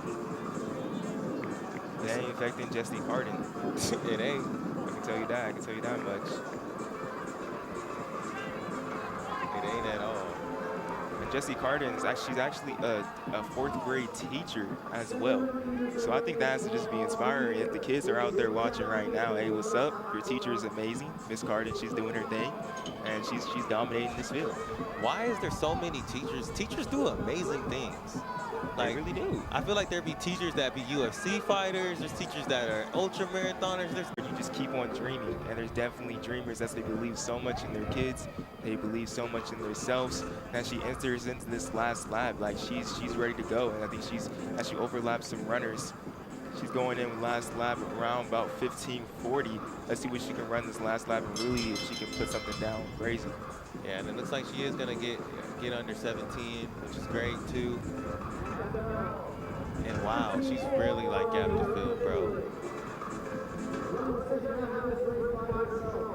Yeah, to run this whole race by yourself with the wind against, with the wind against you, that's very impressive, bro. And to be a full-time working teacher and doing all that stuff, it's incredible. But come on, let's in the chat, let's cheer her on. You know, let's give her some virtual claps. Come on, y'all. Let's push her in. Last 200, let's go. Come on. 200 meters, Jessie Carden coming in strong. Come on, let's get under 17. Let's get under 17. Let's push. Let's push. It's all about. It's all about. This is the type of races that you definitely dream about and that you just imagine happening, that you're able to break away from the field and really just show how good you really are. I need something. See, this is the type of race where you put your sunglasses on. You wear sunglasses like that when you know you about to stun on them. Let me put my stunner shades on. You know what I mean? Most definitely. Like, come on. Is she gonna go ahead and break? She's close. She's close. Here we go. Oh, barely misses. Wasn't able to break 17. But such a great effort from Jessie Garden, and just go out there, just put it all on the line. 17:02 by herself. I know she was looking for that sub 16, ever so close. It's tough to do on your own, but gotta give her all the praise for sure. Do that with the wind against you. That's tough. We still got a bunch of women coming in. McGrath finished with 17:26. And then 5K is a rough race, man. It really is. It's an extremely, extremely rough race. I would not want to be out there by myself like that. In the wind. In the wind. Yeah. She was stunning on them. She had the shades on. She was compared. She was Someone in the prepared. chat was saying her college best was 17:14. So that's a PR, y'all. You know, she was definitely looking for that 17 flat though. Definitely looking for that 16:59. And I think the even better feeling is definitely having someone that you care about with you go out there and perform so well. And like that's low-key a time trial. Yo, look at this. She time This trialed looks like, a great damn, yard. they all dead out here. Hey, that's how I would be feeling after a 5K too. I can't blame them. I can't blame them at all. Yeah, you can see the effort, you know, these athletes. Ooh, she's cramping up. Oh, somebody help her. But you can see the effort these athletes are putting in. Like, no one can stand, you know. That just tells you how hard they're working and how tough of a race this is. You know, you got to be different to come out here and do some of these distance races. So, got to give a round of applause to everybody running these longer races today. One of the most dominant performance that we've the most dominant performance that we've seen here tonight at the Trials of Miles Kansas City qualifier, as we have a couple of our last runners finishing up the race. And as the hurdles start coming back on the track, we have the men's and women's Dominant race we've seen for sure. We're about to go into the semifinals of the 100 women's 100 hurdles and men's 110. I think we're gonna see Jared Eden take the field. All the athletes that scratched out of the prelim in order to maybe they just didn't want to run 2 races tonight or want to just get their warm up from the 2 going into the final are going to compete in the semifinals to be able to see Jared Eden, able to see the gold and silver medalist Dawn Harper Nelson, and so many other amazing athletes as well. This is special. You get a preview of the main event coming very soon after we come off air, and it's nice to be able to see these hurdles coming out. Yeah, and I think too, for everyone that if you're really serious about following, let's check out this replay real quick. Jessie, like we said, Knight went out fast. She was adamant about going with the pacer while nobody else really was. And Carden was really just sitting right behind her. McKnight looked behind her at one point. I think was asking to take the lead. And I don't know if she should have asked that, because Carden did not look back and really kept on pushing from the get-go.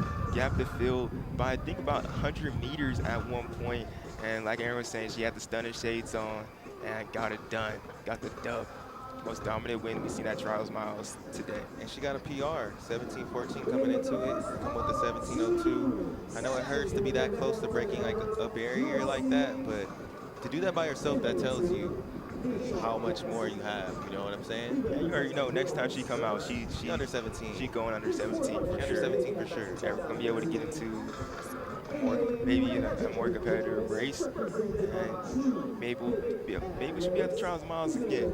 You feel me? I would love to be out here again. It's a great event put on, and you know, it's all about what I love about it. You know, they're for the culture, man. They're all about the culture. They're just trying to push the sport forward, trying to come up with creative ways to show track and field to you. I'm sure there's a lot of people watching today that this might be the first meet they've watched all year. Yeah, and it's on YouTube. You know, it's crazy. It's crazy. You know, it's game changing. It's game changing. I don't think this is going away, man. like just for like the running world in general, like YouTube is game changing because we've seen for the past couple of years, we've seen like YouTube vlog people starting vlogs or starting like series or like documentaries, posting them on YouTube. And this is just the fact of like the age of really athletes trying to claim their own, if that's a production company or a brand with a clothing brand or something, creating a clothing brand. Everybody's trying to have that entrepreneur mindset and trying to get something out of their own likeness right now. And it's the whole track. It's the whole track scene. It starts with, you know, the meet directors putting on these meets, putting them on YouTube, getting people like Sidious Mag to team up with, getting two black runners to speak in the commentary, and now you see the American Track League form with the Pro Track Series. So now we actually have a track season that we can follow. You know what I mean? And on top of that, the athletes they just unionized. They're making like an athlete association. So I think there's something in the works. If y'all listen to the Two Black Runners podcast and you follow the running report, you know we've been really hyped off of this YouTube running era that has came, and I think it's really great for the sport. But I think this is really just the beginning. Like in 2020, when we were seeing these time trials and all these things on YouTube, I knew that was a test. That was like a test, a trial to see what it is. And now we're to that next step where it's like, hey, let's put this together. Let's see what we can do. And I think it's going to be even more well put together next year. And, you know, I just hope to be a part of it, you know, just being able to be, I just feel blessed to be a part of the sport still, you know what I'm saying? And what I really see happening as we get these talented athletes like a Jared Eden and a Don Arper Nelson to come out here, it's really like, bro, we're going to start seeing more. We're going to start seeing companies like ESPN, like how you mentioned, like trying to jump on this and trying to get a hold of this because there's going to be so many great track and field athletes out here. But as we get out here to the men's 110-meter hurdle semifinal, it's going to be exciting as we have everybody out here ready to race. We're going to be in the main event later on here tonight. As you go down the heat list, we got Deshaun Jackson in lane 2, representing World Express. Jeffrey Jomis from representing True Fifth Athletics in lane 3. Michael Dixon, we've seen previously in the prelim win this heat. In lane 4, we have Marcus Maxey representing the U.S. Army in lane 5. Then we have Israel Nelson in lane 6, running unattached. Yeah, let's see how much everyone has, you know, cleaned up from their last. They're a little bit more warmed up.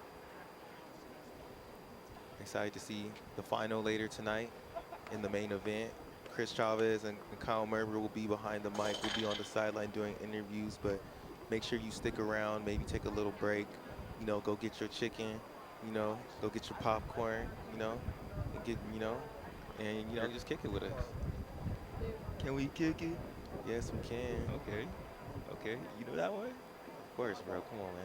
Oh, I didn't know, bro. I didn't know. Hey, put in the chat. Who is that? Who is that in the chat? Do y'all know who that is? They don't know who that is. Come on. They don't know who that is. Come on now. They don't know who that is.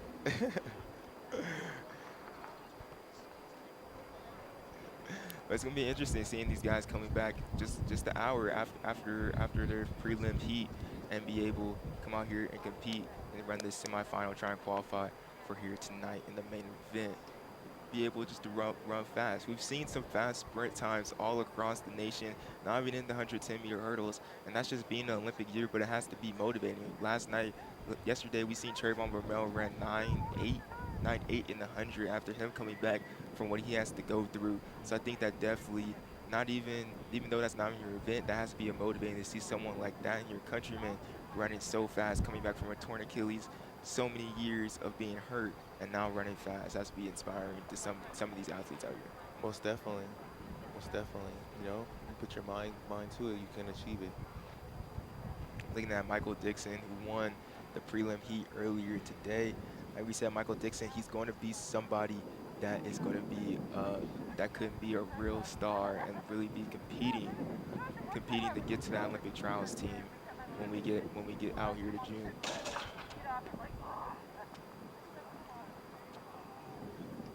As well, that's Marcus Maxey in lane 5. this was a season opener that he ran earlier in the prelim here today. He's actually, I think he's more of a 400-meter hurdler, but he's coming down. He competed at Clemson and made it to NCAA championships in this meet before. So definitely solid and be able trying to run better than what he did in the prelim earlier an hour ago.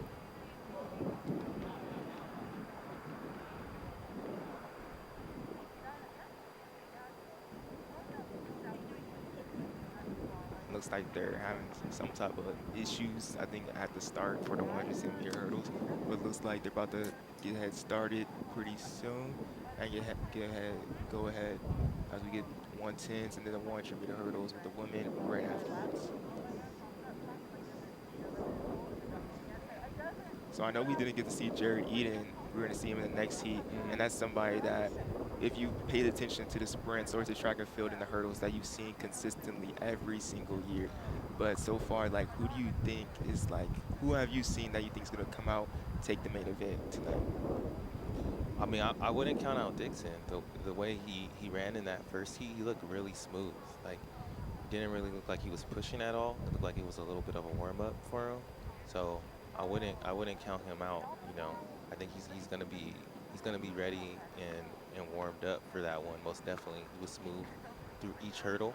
So I wouldn't be surprised if he took that win. And then Brendan Ames, we saw how smooth he was in that prelim as well. Didn't touch any of the hurdles and just kind of ran his race and kept his form. We didn't pay him his respect really, but he let us know what he about. You know what I mean? So I would still keep an eye out on them too. They're gonna be right with him. And we're definitely looking at Deshaun Jackson in lane 2. I think definitely a very, very interesting with him because, like, he was the 4th fastest. Like, he's one of the fastest hurdle races ever for the U.S. when Grant Holloway ran that 12.98, and he finished 4th in that race in the 2019 NCAA championships. I definitely don't think that prelim is his full potential, and he wants to run much faster than that. So it's going to be interesting to see if he's able to get under 14 in this one, because he has opened up already at 14.11 at the Drake Relays. But let's see if he's able to turn it around here in this semifinal and set him up for a great final here to go. So Deshaun Jackson in 2, Dixon in 4, Maxie in 5, and Nelson in 6. Ooh, good start for Dixon. So Dixon over the first hurdle, moving real fast, coming through every single one. He had that easy fix after that fall at Drake University, and he's looking ready for this final. Deshaun Jackson right behind him, and another 13.5? Yeah, he looked like he was happy about that one. You know, but you got to just come out here and get those reps in, you know. 13.61, a little slower than his semifinal, but I think he may just run even faster in this final. I think he's looking forward to having Jared Eden next to him. You know what I mean? Most definitely. Deshaun Jackson bouncing back in the second place, running his fastest time of the season so far in a 13.87. Looking, they ready. Yeah, I'm excited for this final tonight in the main card. Look at him. Time to be able to step down with the arms and the legs and the power from the quads to the feet every single time. I'm telling you, it's the easy fix. Bro. One fall last week, bounced back this week. Last night took a L, but today I bounced back. Hey. You don't know that either. Michael Dixon went out there, did his thing. I'm pretty sure he wants to keep that skin right, keep everything right. He's gonna use those body clean wipes as well, bro. Hustle clean. It was created by 2 NFL players, one being Justin Forsett that you've seen on Sunday night. Played for the Baltimore Ravens. And next up, we got the second heat of the prelim, and now we have the addition of Jared Eden that we didn't have before in the first heat. But the last time, the second heat, it was competitive, Aaron. It was real competitive out here. It definitely is. And we got Zaza in this one too. We saw he's someone that was pretty fast between the hurdles too, but he was hitting a bunch of them. But he was moving. He was still keeping up. So let's see how he does if he can get his steps down in this race too. But Jared Eden, like you said, everyone is excited to see this guy. He's definitely the star of the field tonight. You know, 60-meter hurdles world indoor silver medalist in 2018. 2-time U.S. champion in the 60 hurdles. he's currently unsponsored. So he's coming out here with something to prove this year. You know, it's Olympic year. It's like you a free agent in an Olympic year. You make that team, you make that money. Most definitely. You know what I'm saying? It's all about that money. Oh, you don't know that one? Yeah. Okay. I know that. Come Okay, on, man. bro. I was just checking. You know you I talking was just to. checking, bro. I was just checking. You know that one too, though. But So, this one, we got Anderson in lane 2 as well. We saw him in the prelim looking pretty smooth too. So let's see how they do with Eden in the race with them. Here we go.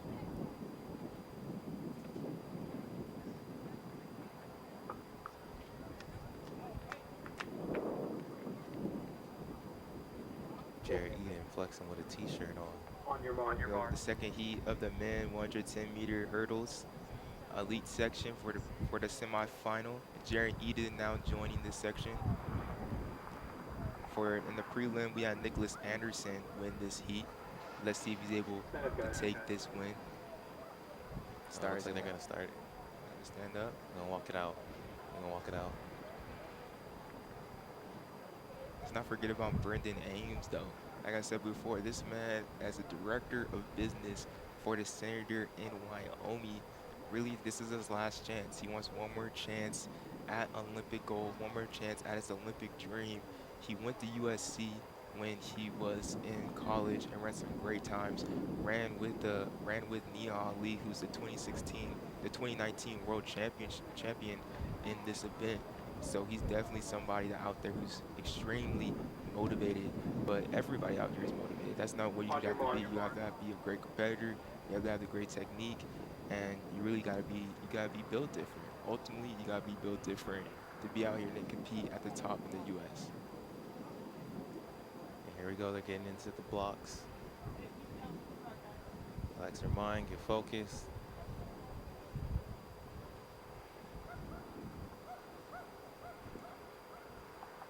All eyes definitely have to be on Jared Eden in lane 6 in the t-shirt.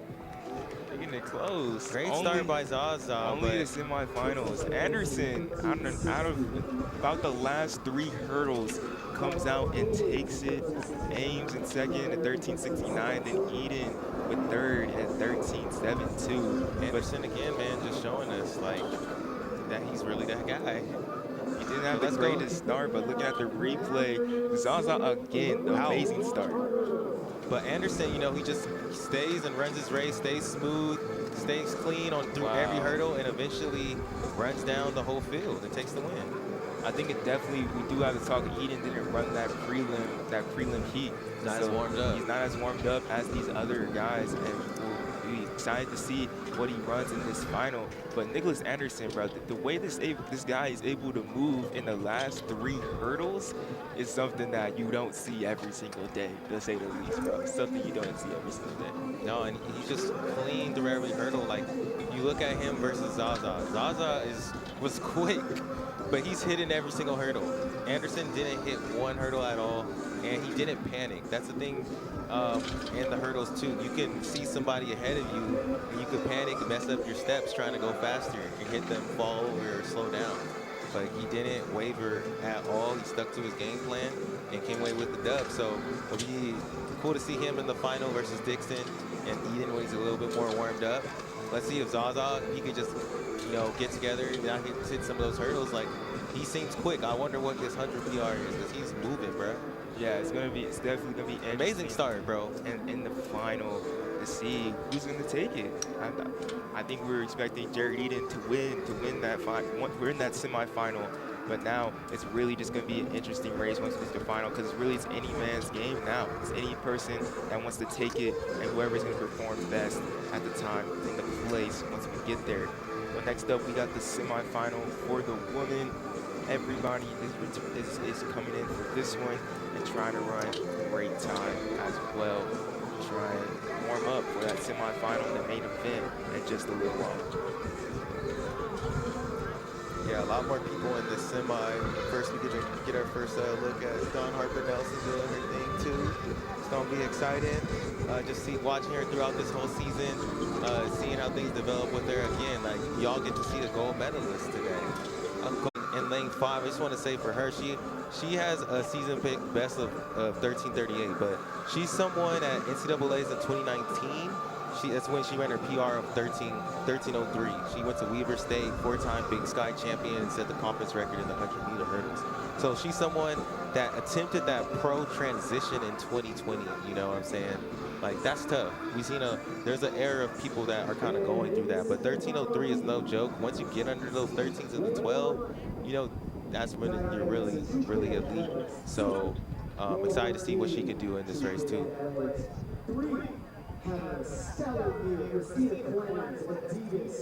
Definitely going to be interesting to see just how everybody's going to fill this one out, because we didn't have a lot of these women did not compete in the prelim heat. A lot of these women did not compete in the prelim heat. So how healthy, how ready to go, how warmed up are they going to be for this semifinal? As they're all really have their eyes have to be set on that main event. But we'll see what happens. We'll see what happens. Hey, and also Ebony Morrison in this heat. Oh. Yeah, lane 7. Out in lane 7, and she's actually a really, really great athlete as well. As a PR of 12.76 in 2018. Has the U.S. record in the 200-meter hurdles, which is actually really kind of weird. Our event not really around in 25.8. And she's an entrepreneur. Like I was saying earlier, a lot of these track athletes make their own thing. Ivory X brand is an active wear line for women to cultivate a relationship with their body and mind. So let's look out for lane 3, 4, and 7. 3 is going to be Christina Clemens. 4, Dawn Harper Nelson. They're the 2 headliners in the event, but don't count out Ebony Morrison in lane 7. Tawny Moore in lane 5. Let's see who gets the start off. Dawn Harper Nelson definitely did not have the race that she wanted last week at the Drake Relays, and is looking for some redemption this week as she has her 2nd race of the season.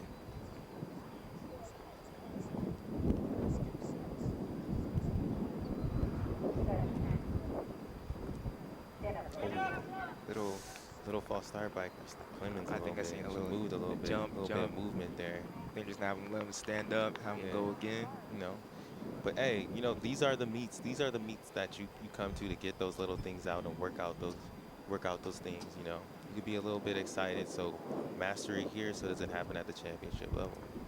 I don't think we've hyped up enough that we're about to see Dawn Harper Nelson, bro. That's what I'm saying. Y'all about to see a gold medalist. I don't think they understand Y'all that. about to see a gold medalist. If y'all were back at 2008 Beijing Olympics, she was in one of the gold and silver most iconic races from that Olympics, when Lolo Jones fell down about 3 hurdles to go, and Dawn Harper Nelson came away with the victory, and then came back in 2012 and got silver, just like nothing. You know, just that's what she does. So be able to see her. She always got that game face on too. I saw. She about to go off. They ready. Ooh, here we go. With a good start. A great start. Moore right behind her, Nelson as well. But check out Morrison in lane 7, running great. But it's going to be all Clemens coming down these last 2 hurdles, and she is dominating. 12-7, 12-6, 12-5. 12-5, a little bit faster than her first heat. Morrison right behind her in in 2nd place with a 12.99, and Harper Nelson with a 3rd place. That's faster than she ran at Drake Relays last week. Harper Nelson. Isn't 12:54 her PR for Clemens? Yes. But here we go. Look at it one more time. Christina Clemens was out to a great start, but look at the start from Morrison as well. But Clemens, after she came over that 3rd hurdle, was really just eating up the track. Yeah, that was an impressive run. Very, very dominant. Smooth, got out well, accelerated through the hurdles, didn't touch one. She dominated. She dominated. Hey, that's a good way to finish the undercard. That's a good way to finish the undercard. Hey, I'm excited for the main event. Getting ready for this main event. Get another look at Christina Clemens and Tawny Moore. But it was all Clemens in that prelim and semifinal. She is ready for this final, for this main event, going up against some heavy hitters and ready for a great 2021 season. That was just a really great showing from everything that we've seen today. Christina Clemens going up with everything, but we're out here wrapping up for the undercard. We'll be back quick to really go over the main event later on tonight. But we saw some great racing, starting with the men's 400-meter hurdles. then into the 5Ks. A lot of people represented for St. Mary's, Kansas. Aaron was loving the men's masters mile, and then Heartbreak Run, being able to put this all on for everybody out here. Trials of Miles, Sidious Mag. Thank you guys so much, just the opportunity for giving 2 black runners a chance and do some of this.